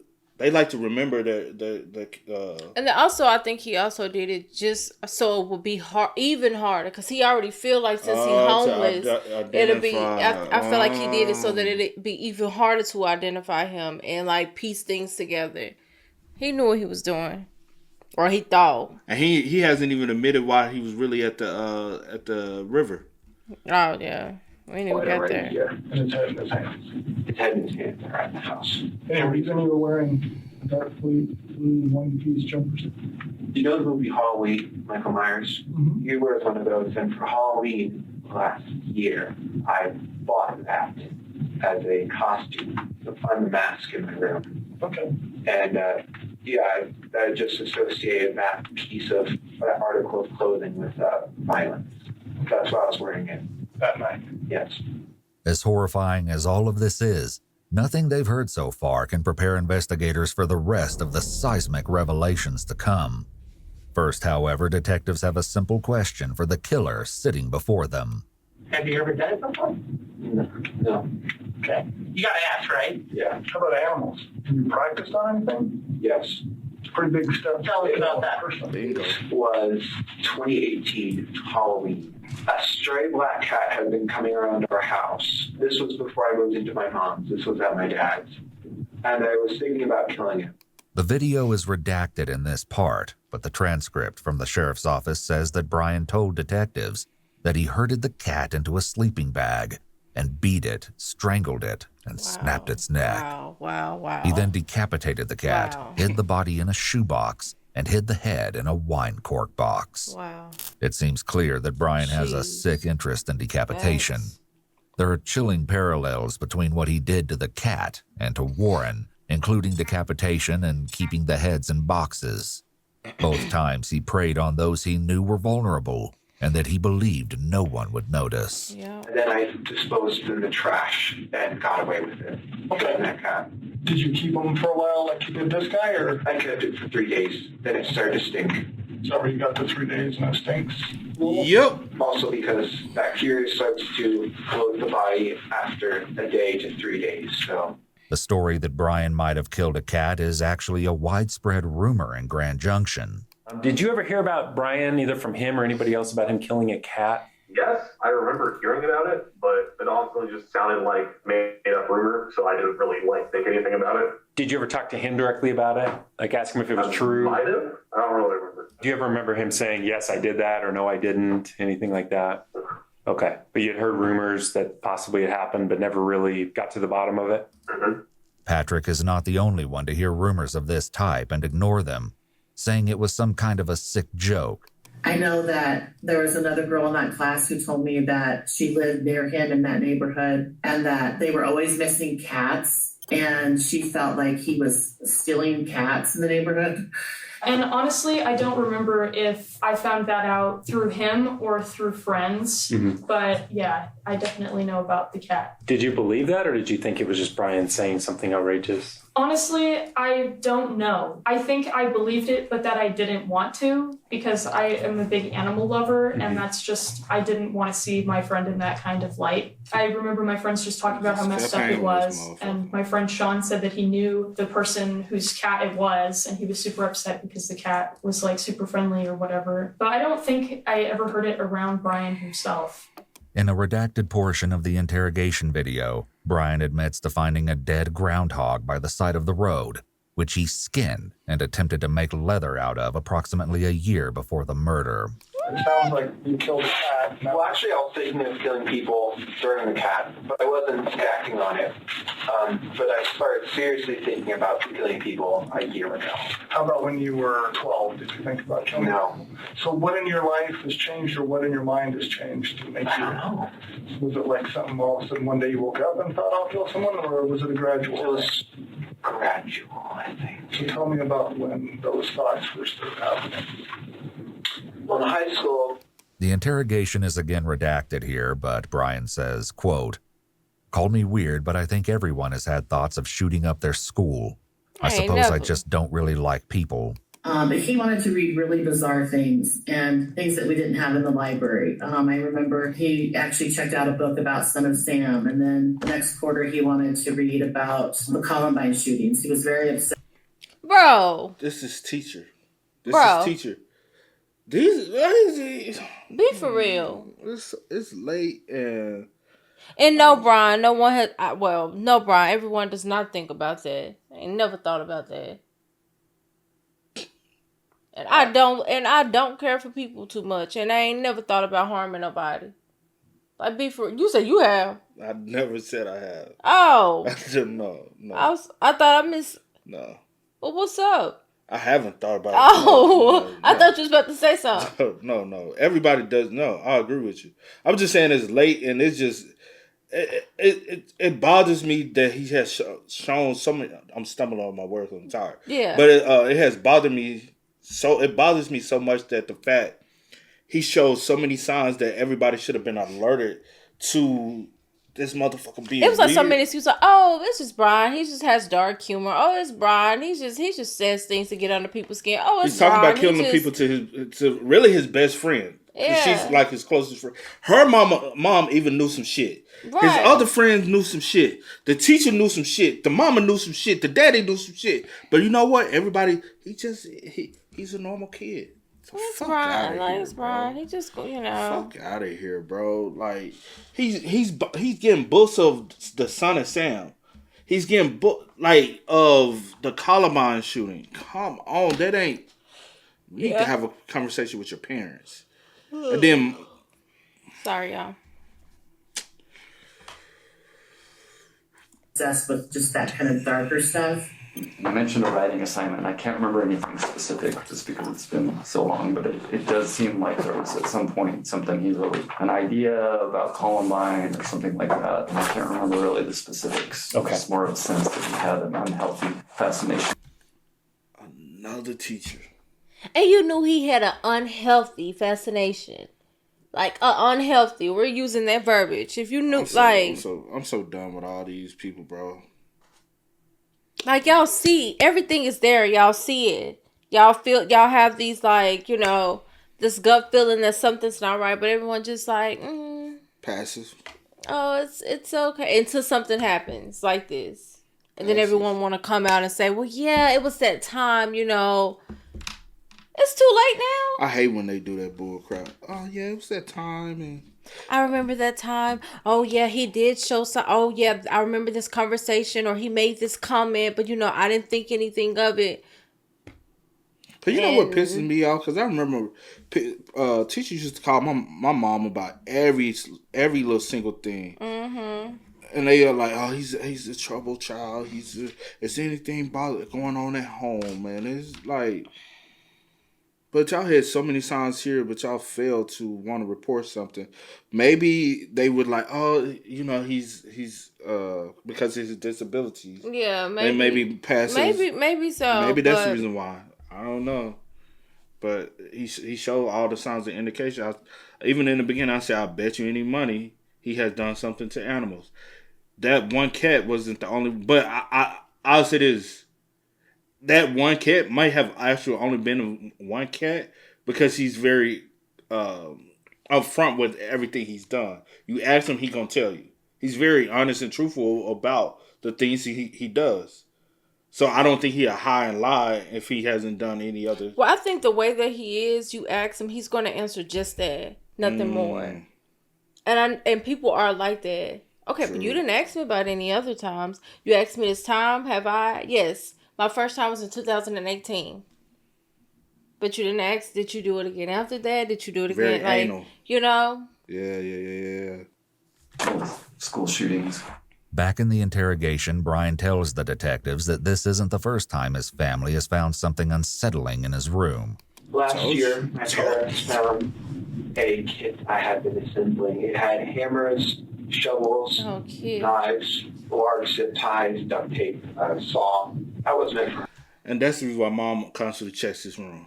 Yeah. Hurting people. They found it though, and I convinced them it was for other methods, for other things. And it was an ultimatum where if I didn't throw it away, all that, they would call the police. And then I would have been arrested on charges of conspiracy.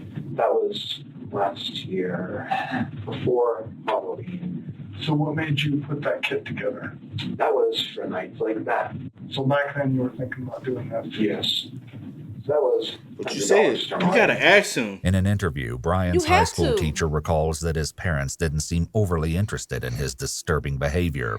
We weren't obviously So they the class recorded that was having issues with him, and I remember said that they had met with mom, and she kind of, I think they said like didn't really understand like what kind of like what's the big deal sort of thing. Like she wasn't really like, yeah, this is serious, or we need to get ahead of it. It sounded like they didn't get anywhere with her, from what I remember. Indeed, a friend of Brian's mom notes that Terry felt that school authorities were unfairly singling out her son. Terry had like a binder, I remember, of information that she had conflicts with District 51. Okay. I know growing up as a kid, he was really teased in school, that they would call him like four eyes, geek, loser, dork, all of that stuff. Who haven't called kids that? I've been called all types of names. Darky, Blackie, Midnight. Still to this day, people call me that same shit. You know. Oh, yeah. I go back home. You know what they be want to call me? Black. What up, Black? I'm like, bruh, that ain't my name, bruh. Shut the fuck up. But you just, like, people say shit. It's part of life. Nothing is ever going to be, you know? Life is not perfect for I just hate it. It we really call everybody 4 irritates- eyes. I had glasses. I got called at one point. I got called 4 eyes. I joke about you with your glasses all the time. And you know what? I'm sweating. But for real though, it just bothers me so much because it's like, oh, he was or she was teased and they said this, that, and the third. Okay, that doesn't give that's not give you the okay to just go out and take somebody's life just because you was teased in school. Passive about or be passive about they're just singling my child out. No, you know that your child has issues. You just don't want. You just don't want to accept it. You want to be in such denial that my son may be different. It sucks. It sucks so bad because now we come to this.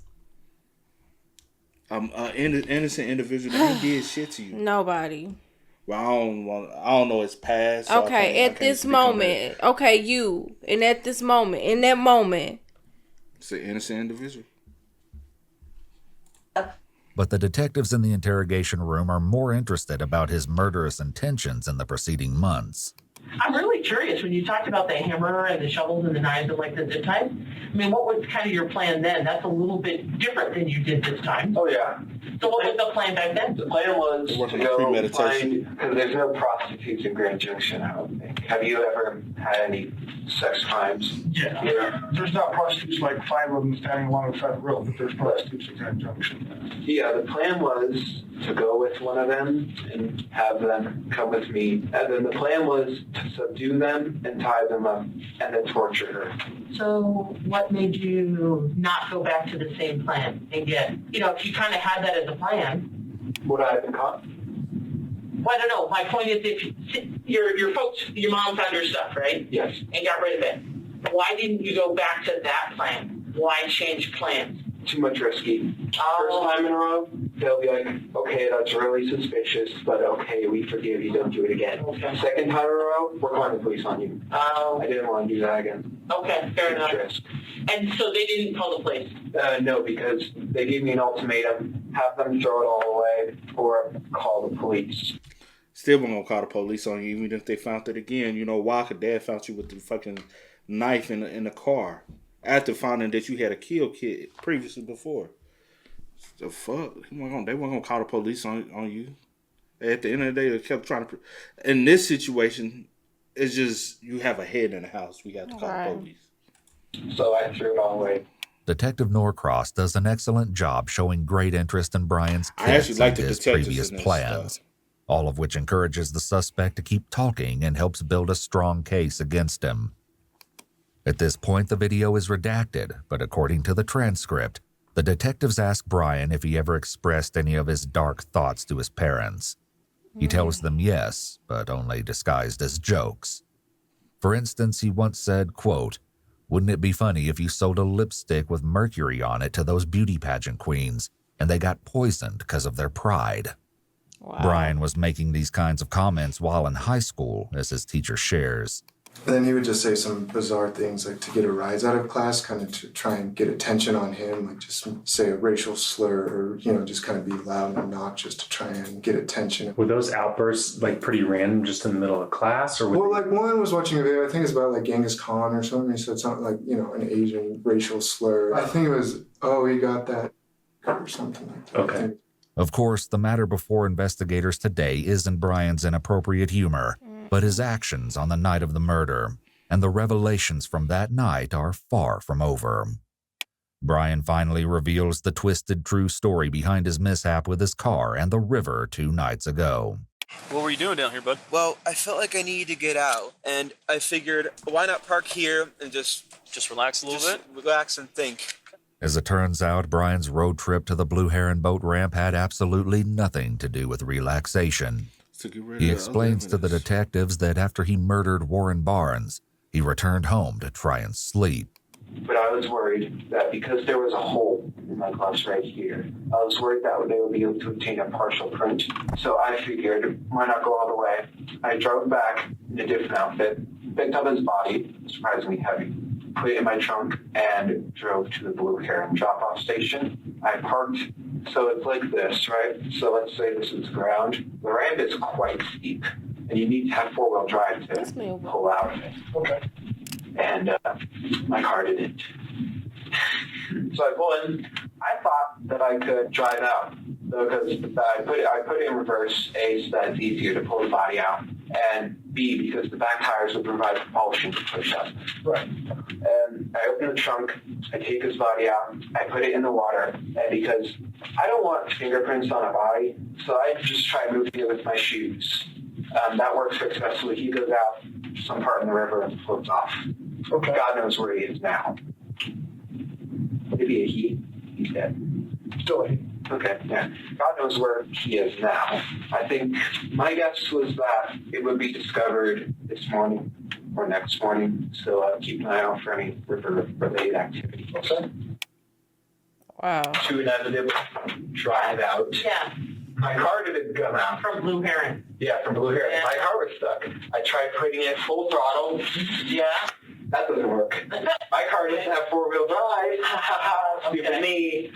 Okay. And so then I tried putting it in low gear. I'm trying everything with this. Right. And it still doesn't come out. And then it slides into the river. Oh. My car slides into the river, me inside. And so I'm there in a car quickly being flooded with water. Okay, it's the middle of February. It's cold. At night. Yeah. In the river that's almost freezing. Yes. I'm drenched. I almost died. So I'm able to climb out. I don't see the body, so I assume it's traveled a bit. Okay. I come up, and I'm sitting there. I need to act fast or else I'll die of hypothermia. I'm panicking a bit at this point. I'm going to be like, this is what I'm going to be remembered for, dying of hypothermia and a botched attempt at hiding a body. And I'm just like... Once again, we see Brian in good spirits while sharing what could pass as an amusing anecdote if it were not for the horrifying truth behind what he's describing. His story also shows that he has a preoccupation with how he'll be remembered.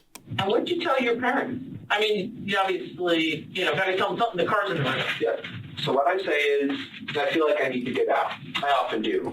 I feel like I need to get out in my thoughts. Have you ever felt that? Yeah, absolutely. So I'd say that I drive down to the Blue Heron Point and just park and just turn off the car and think. And I tell them that I'm stupid and I park too low and then my car slides in the river. Okay. Did they believe you? Yes. And then the police came. I didn't do a breathalyzer test because I wasn't drinking. When did the police or the sheriff? It was the police. Okay. In addition to the rest of the damning evidence Brian relays to the detectives, he now reveals that he was not intoxicated on the night of the murder, closing off another potential defense in court. However, what immediately caught the police's attention is blood from the body was on the reverse bumper. I forgot to wipe it off. And I was so panicked that I wasn't thinking. And so when they pull it out, they immediately see blood on the bumper. And they're all thinking, we really like to get in this trunk. Fools. There is nothing in the trunk. Okay. And that happened this morning? No, they noticed it after I'd been sent home at 3 a.m. Okay. They noticed the blood. But yeah, this morning, they noticed more blood on the door handle, the other door handle, passenger one, and also the multi-layered gloves in the car. I took them out, and obviously my car went murdered before I was able to throw them away. Sure. So did the cops talk to you guys about that this morning? Did the cops from the police department, did they talk to you about that this morning? No, I was not contacted. Oh. Brian's car was pulled out of the river in the early morning hours of February 28th, and this interrogation takes place the next day. All they were planning to do with me today is get my insurance information. Sure. And they were still curious about the blood. Did they ask you about that? No, because they did not notice it while I was still there. So when you say they were curious about the blood, how do you know that they were curious? Because my parents told me. Oh. They saw the blood too, and they were curious, but I said, I don't know where the blood came from. They thought maybe it was this cut, but obviously a cut doesn't produce that much blood. And they said maybe it was the recovering abscess under my arm, but that's scabbed up. So they didn't know what to believe this day because it's blood, it's sticky, it's sinewy, but I can't name a source. So they were just a tiny bit curious. Not tiny bit, they were curious. This is another spot of his oddly placed laughter, showing that he really enjoys talking about the sick details. However, his position of superiority didn't last long. Police do indeed find more blood in and on the car, confirming Brian's tale.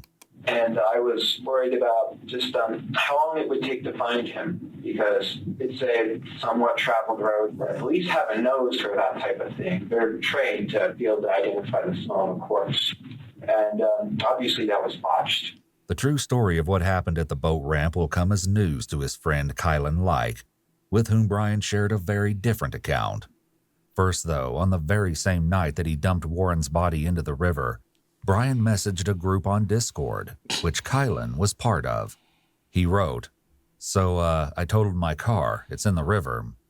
One of his friends replied, "What? You okay?" Brian wrote back, "Yeah, I okay. My car aren't, though."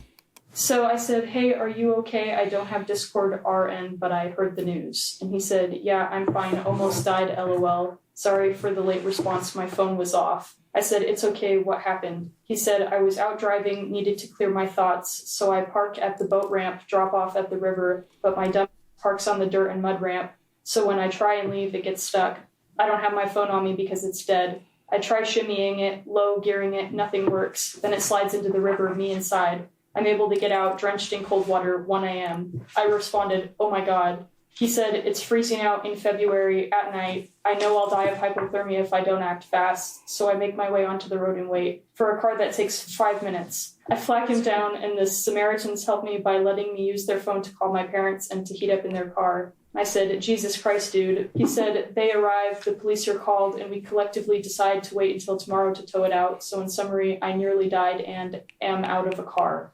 It was towed out this morning, but I'm fine. Sorry for the wall of text. That was my Saturday night." The Samaritans Brian mentioned are Durwood Pfeiffer and his grandson Kellen, who stopped to help him that night. In an interview, Kellen describes Brian's behavior at the boat ramp.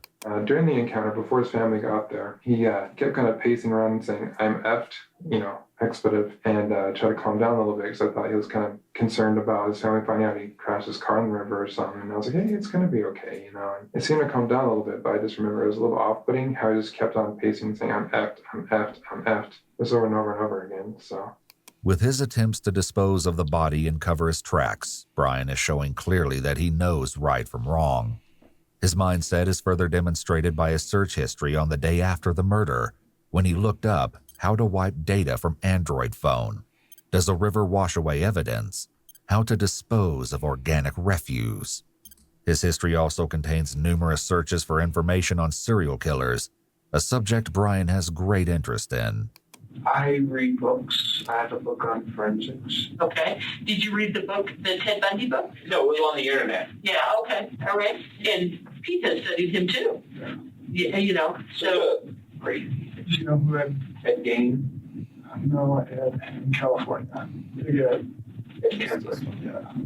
Studied him? I know of him. He was a Goliath. He was 6'9", 300 pounds. So can I ask you a question? Almost all those people did this for some sort of, whether they had sex with the body or it was some sexual gratification in their mind. Criminology, there's different types of, I'm not a serial killer by no means, but with serial killers, there's different types of them. There's organized, disorganized, visionary, missionary. I'm just wondering what gets you excited about doing it? Well, I'm not really sexually attracted to it. Okay. I was just asking. Brian's statement that he found no attraction to the concept of murder is doubtful, given his excitement at the chance to relive the killing by telling the officers every little detail of the crime. And how he Still, got the his ass on detectives that are floor. determined to figure out the why behind Brian's gruesome actions. So I'm curious about the cutting him up, taking parts of him home. Have you ever thought about, so it sounds like you've had like Ted Bundy, sex type stuff. Ed Kemper just kill people because you want to kill somebody, plus the sex stuff. How about Jeffrey Dahmer? It wasn't really inspired by it. It was just more, I'm just trying to think of all the people like these people can do it, so can I. Brian's claim that he's not inspired by serial killers is somewhat undermined by that last remark. The following part of the video is redacted, but we know from the transcript that Brian tells the detectives that his nickname in high school was Jeffrey Dahmer. He says he had a reputation that he would become a serial killer. When we would do different group activities, sometimes we would have... He gives that. He gives that all the way. I see why they call him that. You know? like different personas or whatever. He'd be like, I'll be Jeffrey. I'm like, no, you're not. I do remember that specifically. He was very obsessed with Jeffrey Dahmer, and is it Dylan Klebold, the Columbine shooter, was obsessed with him. I remember actually talking to my mom and saying, take this name to your prayer group. I mean, and I remember talking to another teacher and saying, if any kid's going to shoot at Fruit of Monument, it's this kid. In an interview, Brian's high school friend Patrick Rahor recalls a Halloween party they both attended. Do you remember a costume that he wore? Yeah, he wore a Jeffrey Dahmer costume. Okay, and I heard he was Mike Myers one year. Was that he was actually Jeffrey Dahmer? Does that? I might have been mixing up the years because we had a couple of Christmas parties, Halloween parties. But yeah, I think he dressed up as a serial killer a couple of times. When he was, I guess, Jeffrey Dahmer, how did that look? I guess how did his costume look? I mean, it was like jeans, a plaid shirt, and big glasses, which honestly was not too entirely different from what he normally wore. His obsession with crime, serial killers, and all things morbid was something that his parents had noticed too. A lot of separation on crime and crime scenes. And so he was talking about going into the military in the fall, and when he gets out, having your job. And so I had purchased online a crime scene investigation book for him. You know, it's like ones that could be probably... He was not going to be able to go to the military, shorty. Well, that man lied to y'all like a motherfucker. Y'all just... He wouldn't be able to pass it to any... See. It's the mom I guess she's just wishful thinking. Everybody know he wouldn't have been able to go into the military. He was fascinated with Jeffrey, right? Mm-hmm. Jeffrey was also in the military. I know. He probably would have tried. Mm. He ain't in nobody's shape to go, but he would have tried. I read it when you first started out in college, and so I gave that to him, and I was like, so here, Brian, let's channel that curiosity into something positive that you can affect a good change in the world. And he's like, yeah, that's my plan, Mom. I'm not going to say always had a fascination, I'm going to say in the last few years. And is it shows that he watches, or tries to do things just to create a scene, you know what I mean? Whether it's animal stuff or... Nothing. No, he loves our dogs. He's very affectionate with our animals.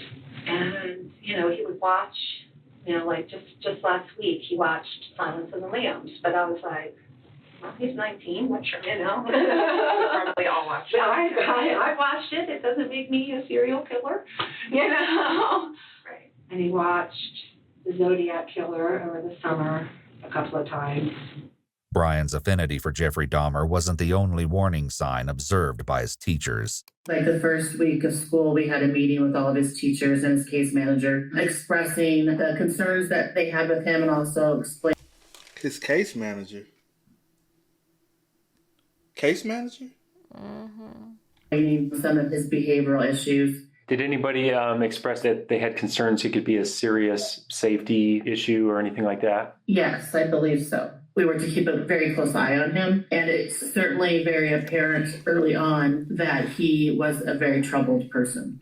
In the 2019 school year, one of Brian's teachers found a notebook filled with a number of disturbing elements. So I remember I don't even remember who found, there was like a notebook, I don't know if it's part of a notebook check, or my student teacher, another student, or somehow it got brought. We had a meeting with Officer Bomar and the administration out at Fruita just because it had some obviously concerning stuff talking about like serial killer statistics and stuff. Like he seemed to be kind of enamored with that. So that was kind of and they asked us, did we think he was like a threat to us or other students? And me and my student teacher didn't feel like he was going to do any harm to anyone on the school. So famous serial killers, some information about kill counts and just stuff like that. Okay. Like, that's not entirely normal.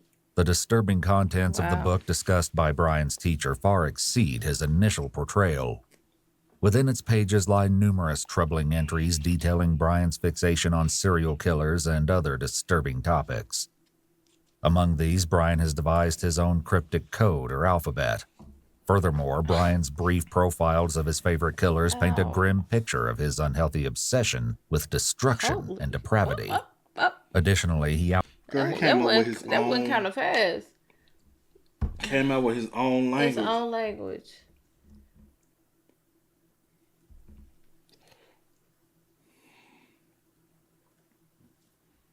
Invade homes, kill adults, kill children,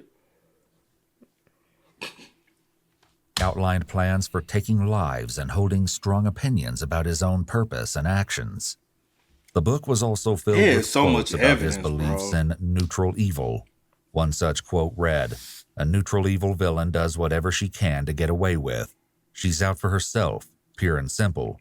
She sheds no tears for those she kills, whether for profit, sports, or convenience." This is far from the only warning sign that emerged during his time at school. In December of 2018, Brian was arrested on assault charges when he hit another student with a homemade mace. When I had kids give speeches, I always told him to do an attention getter. And so it was the day of his speech, and he wanted to go first. And he pulled out this Indiana Jones-like whip that he fashioned out of masking tape. So to start the speech, he kept hitting the podium. Of course, everyone looked, and then he gave his speech. Then later that day, he ended up beating or whipping one of our side-by-side developmentally disabled students at the bus stop. In early 2009, What in the world? He likes to attack those who are vulnerable. That's the reason why he's going after even the disabled kids, bro. This man.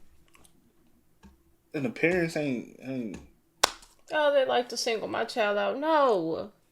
Child is awful. Beyond. He was suspended after intentionally causing a student with PTSD to suffer a panic attack. In a subsequent meeting, school administrators conclude that Brian has a high potential for violence and presents a high risk for the school. However, despite being apprehended for his behavior and his several run-ins with the management at school, Brian's mother, Terry Cohey, has a strikingly different opinion about the incidents. We know. When you talked about the school stuff and having lots of issues, what were the issues that they were having that made other kiddos not feel safe? He would make jokes that were not appropriate. He got suspended a few times, like for behavior that wasn't acceptable. Like this one girl that he knows very well, he knows that she has a lot of issues, and that loud noises frighten her. And so, one of his school suspensions was when he came up to her in the hallway and clapped really loud next to her, knowing that it would put her in a panic. And she cried, and we were like, yep, no, you knew that would upset her, and you did it anyway. And he got suspended for weapons, but there was another boy who brought in nunchucks to school on the school bus. And Brian was like, wow, cool. And I think this was in 11th grade. You see how she's very passive? Yeah. And it's kind of like he's not at fault because it is everyone. Yeah, kind of making excuses. That's what it is. And so Brian was like, I think Brian had given out some candy to some kids on the bus. And so Brian was like, can I check those out? He's like, I'll bring you in a sec to give me some candy. So Brian gave the kid candy, and the next day the kid comes on the bus with two sets of nunchucks. One are glass, and the other one, I guess they're like rubber. I don't know. I never actually saw them. He's like, I know I can't take the glass ones because I'd be in trouble for that. So he took the rubber ones and he put them in his backpack. I don't know if it was in his backpack or in his jacket. There was some differentiating stories. So the teacher saw them and he said, what's that, Brian? And he was like, nothing. You know, and so Bob Omar, you know, he was like, you know, we have a prohibited weapon on school grounds. And I'm like, okay, well, what about the other kid that brought them in? And they said, that kid doesn't have the behavior issues that Brian has. And I'm like, oh, so you're punishing Brian because he has behavior issues. I see. So Brian went through probation and he completed it successfully. That's why he has a caseworker. Mm-hmm, yeah. In fact, his father, Brian Cohey Sr., believed that his son was incapable of such violence. He's got friends he hangs around with, you know, respectable friends, not friends that would ever, not those kind of friends. Sure. Clean, good friends. Okay. You know, the worst they have is big. Yeah. His friends are he is the evil one. He is the evil friend. We ain't blaming the friends for doing shit. Yeah, they good. So far. Your son is the one who... Not those kind of friends. Sure. Clean, good friends. Okay. You know, the worst they have is they play video games. They drink too much Pepsi. So we're thinking we're doing good. Our kids are both doing good. They're okay at school. They don't drink or smoke. So I didn't really have any no warning this was going to happen. No. You know, he had no warnings. No, he's never hit anybody ever. He got... This man literally has a notebook of serial killer count. He has a... Bro, he has so many signs where the teachers are having meetings and he's one of the main kids on the list to monitor and watch of being a school shooter. They know that. How the fuck y'all ain't knowing not shit? Just turning a blind eye. Oh, LeBron he's Jr. on the watch list. Never do that. Bro, you know how bad you got to be on the watch list of being a possible school shooter? Facts. That they know this motherfucker's crazy. You got one teacher, honey, sending you to the prayer prayer room, to the prayer sessions, whatever. Bruh. Girl. And then boy. And whatever. then not only that, like, you know how growing up in school we all sending his name to the prayer meeting. You know how growing up we always be like, man, that if anything, because we be bullying this one. They might come up, you know. Well, you probably don't know because you are a girl, so you know. Yeah. So, but you know, everybody got that. Hey, if somebody who y'all think could come shoot the school up, you know what I'm saying? You be like, oh, this person, no, because everybody be bullying this person. They be pissed off. He be snapping on them.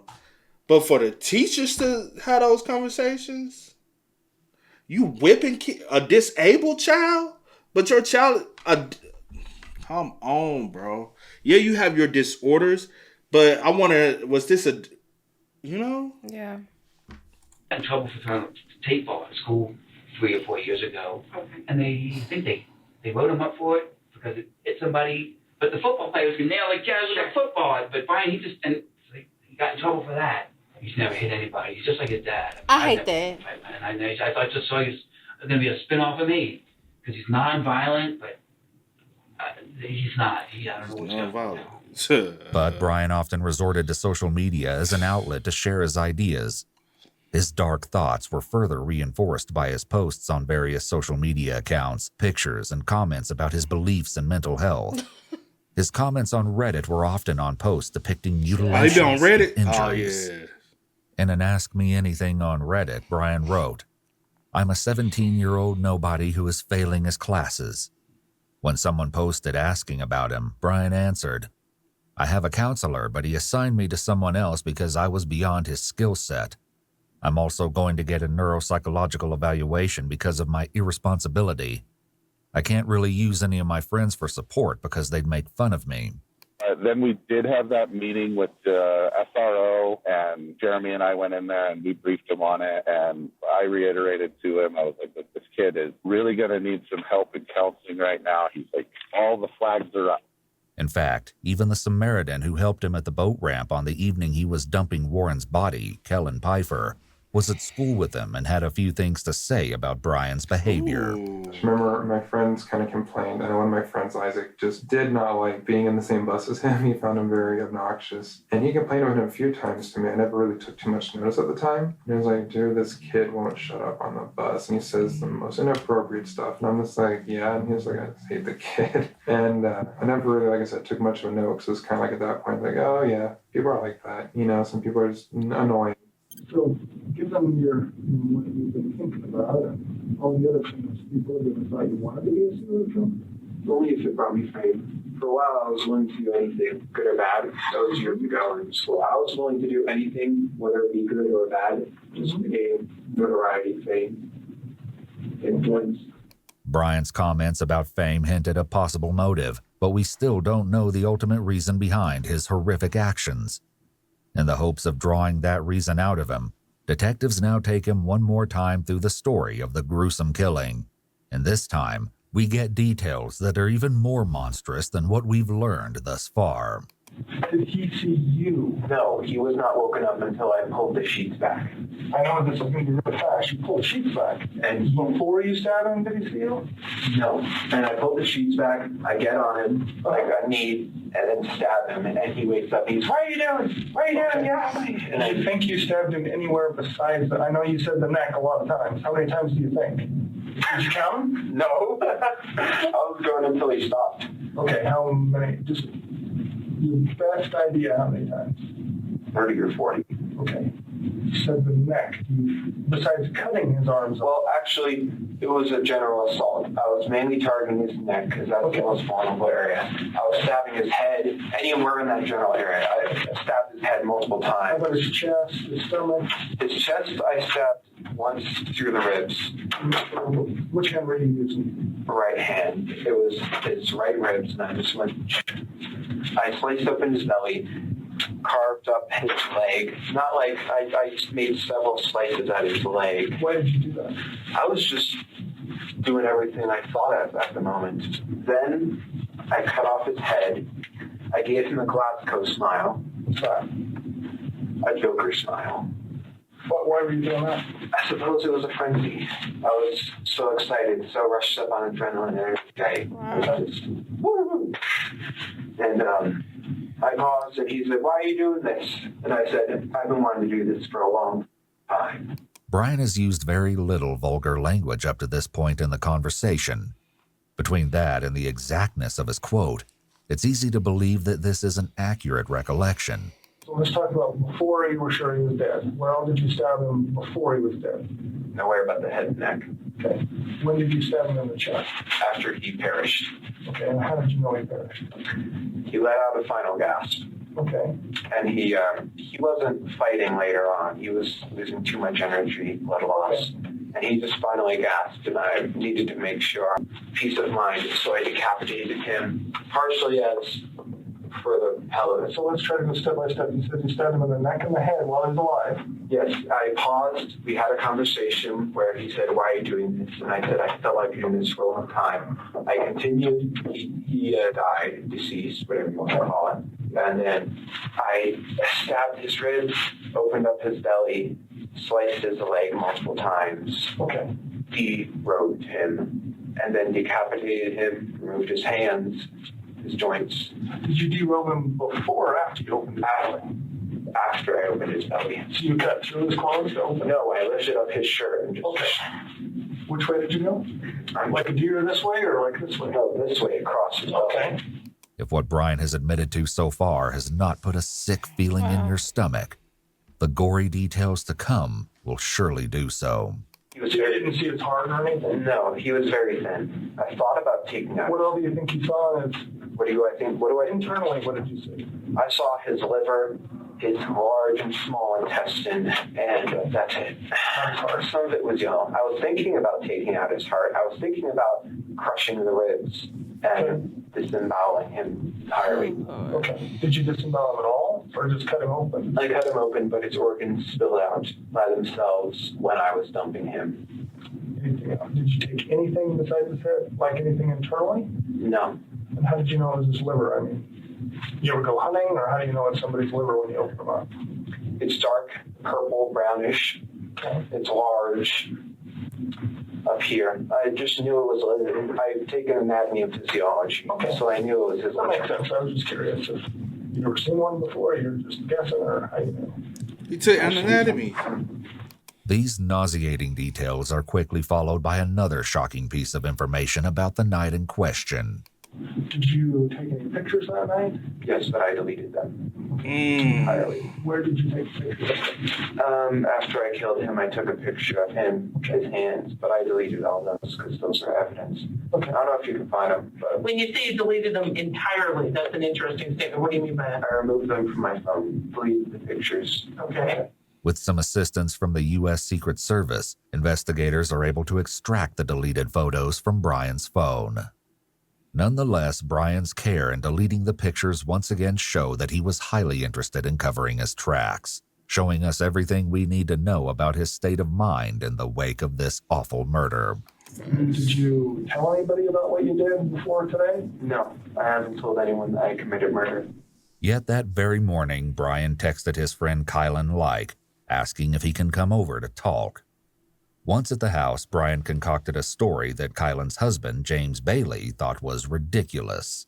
What I remember, he came over, he was acting super weird, and he was like, I gotta tell you guys something. I think the police are trying to frame me for a murder. I found a body, I was like messing with it, and I got my car stuck in the river, and I had wiped blood that I had on my hand onto the car, and the tow truck guy saw it, and like, I think that they're gonna try to frame me. I thought that, like I said, at most he had found one and was just trying to be edgy because he found one or something like that, or even to the point where he could have just been making it all up just because, again, I didn't know him personally. I was planning to maybe keep a finger. You haven't got that far yet. No. Line finger. That's small, not that much space. It won't smell that much. Makes sense. Easy to keep. Brian has provided the detectives with everything they could possibly want to know about the murder. He's detailed the killing not once, but twice, and he's even revealed stomach-churning details about the disposal of the body. The one question that remains, however, is an enormous one. Why? And Brian's reason why is perhaps the most twisted aspect of all. You know, Brian, I have to ask, a lot of people that we have talked with, They're silent. well, or they're just not as well spoken as you are, to be honest with you. You're very articulate. You're very articulate. I think I'm bad with words. No, I actually think you're really articulate. And you talked about you were just kind of in a bad space that night. It was, yes. Okay. Why were you in a bad space? I didn't take my medicine, and plus for years I was wondering what murder would feel like, because read Ted Bundy and the Zodiac, they all say murder is the best feeling in the world. So I'm like, I'm going to try that. So for some time I had been wondering when it would happen. I always knew I would be in this building, whether it was as a criminal or a police officer. As shocking as it is that Brian's motivation comes down to a simple matter of sick curiosity. And what's so crazy, you do have people like this that possibly can pass and make it in as a police officer. And you see how psychologically he's not fit or meant to be. But there are people that makes it on the police force. There are Brian. Facts. That's the scary part of it. Yeah. Curiosity. His last remark is almost more unbelievable. As mundane and evil as Brian's motive may seem, it's not one he made any attempt to hide. Even as he first talked to police in front of his house, the young killer was fully upfront about his curiosity. Like, for real human head and hands? Yes. From? That fellow who went missing recently. Which fellow was that? Warren Brown. Warren Brown? When did he go missing? The night of the 27th. Okay, and how did you end up with him? I murdered him. With what? A knife. Why would you have done that? I've always wondered what murder felt like. Brian's teachers were all asked an identical question. When Brian was arrested, were you surprised to hear that? No, I was not at all. I remember when I saw the story on the news, and you're like, that name sounds so familiar. And then you're like, I guess I wasn't surprised, if that makes sense. I mean, I've been doing this for 23 years, and I know you can't really go off gut feelings, but I just always felt uneasy around Brian. Like there was, and just like he needed much more help than we could offer him in a public school setting. And so when I saw that, I hated to say I wasn't necessarily surprised that his path could have led to that point. Were you surprised to hear about what happened on the news? No, I wasn't. I was more let down by the system because we had called it out that he needed help, with all those kind of flags were going off, and it still happened. Back in the interrogation, the detectives try to find out if Brian's curiosity was satisfied by the murder. So, to see what it felt like, what did it feel like? It was intense. It was a rush of adrenaline. My whole body was shaking. Not out of fear. It was it wasn't fear. It was just pure, what's the word? Excitement, I suppose. Not excitement as in joy, just excitement as in increased heartbeat, sweating, that type of thing. Like an adrenaline jump? Yeah. Although I wasn't breaking a sweat killing the guy. It was quite easy. Well, did you enjoy it or not enjoy it? Did I enjoy it? I don't know. Sort of neutral of the whole thing. I didn't enjoy it, but I didn't hate it.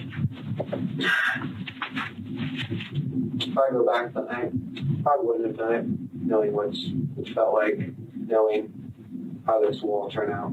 I wouldn't have done it. What did you think it was going to feel like? I thought it would be the best feeling in the world. You said you didn't feel much of anything. Excitement. Oh, that's right. Okay. But other than that, no. Well, let us step out and figure out where we're going next, okay? Okay. The interrogation is over, and Brian seems highly satisfied with how he's cooperated with the detectives. He's enjoyed every minute of this conversation, and it seems that he at least partially achieved what he set out to do. He seems to see himself in the same league as infamous killers such as Ted Bundy.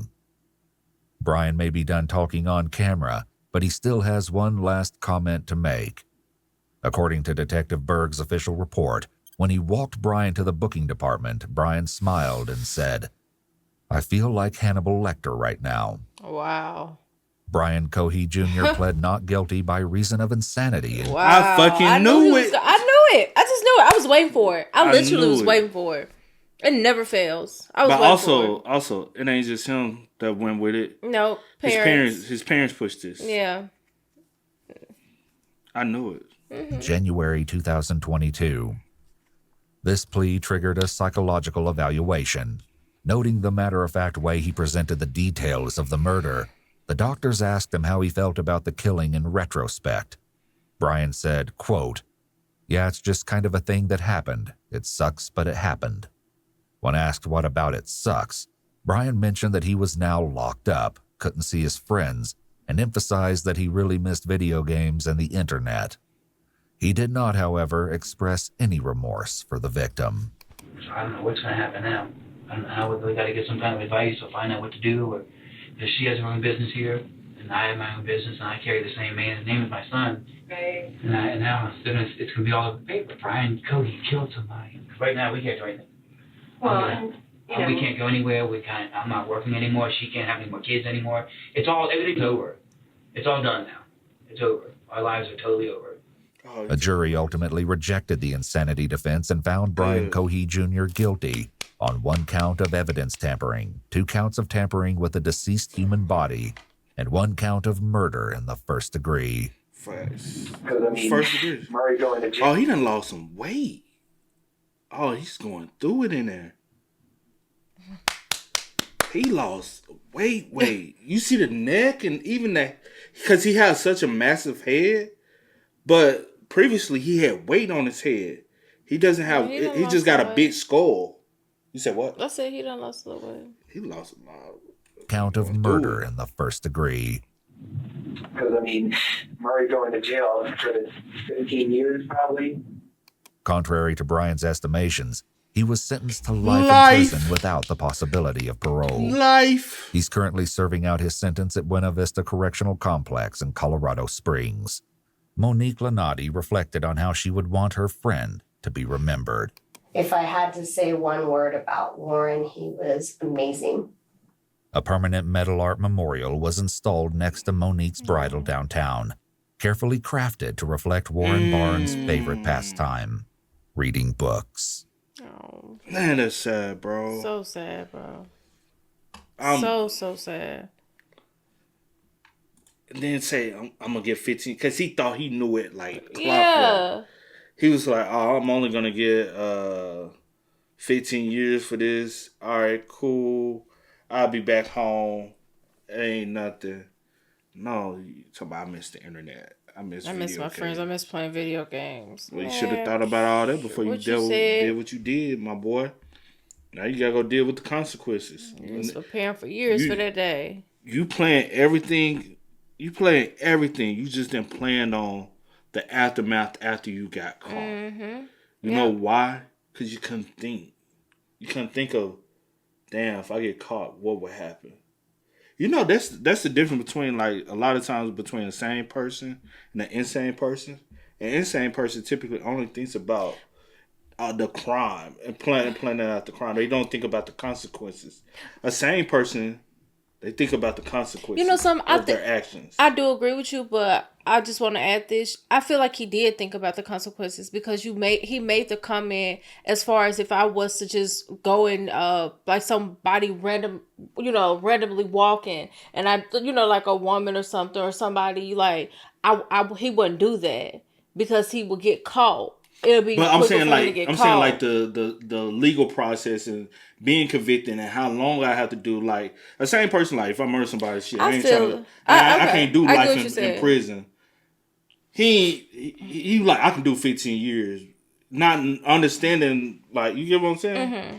But I don't know. Some people like that's what I'm saying. Like sane people think about the repercussions of the action. Insane people don't think like they think about the action, but not the because that's what keeps you. I got you. Yeah. That's why I feel like, but I could be wrong. It is what it is. Ain't no wrong or right, but yeah, I got you. But hey, man, y'all spam us up in the comments. Y'all let us know y'all thoughts about it for us in the comment section down below. But until next time, y'all know how it go, man. I do go by the name DJ New Kid. This is Sierra Nicole. We are. Kid and C. We out. Peace. Time to kick it, got a stack of flip for my folks. Dollar, dollar, dollar, dollar. Please tell me you can hear me.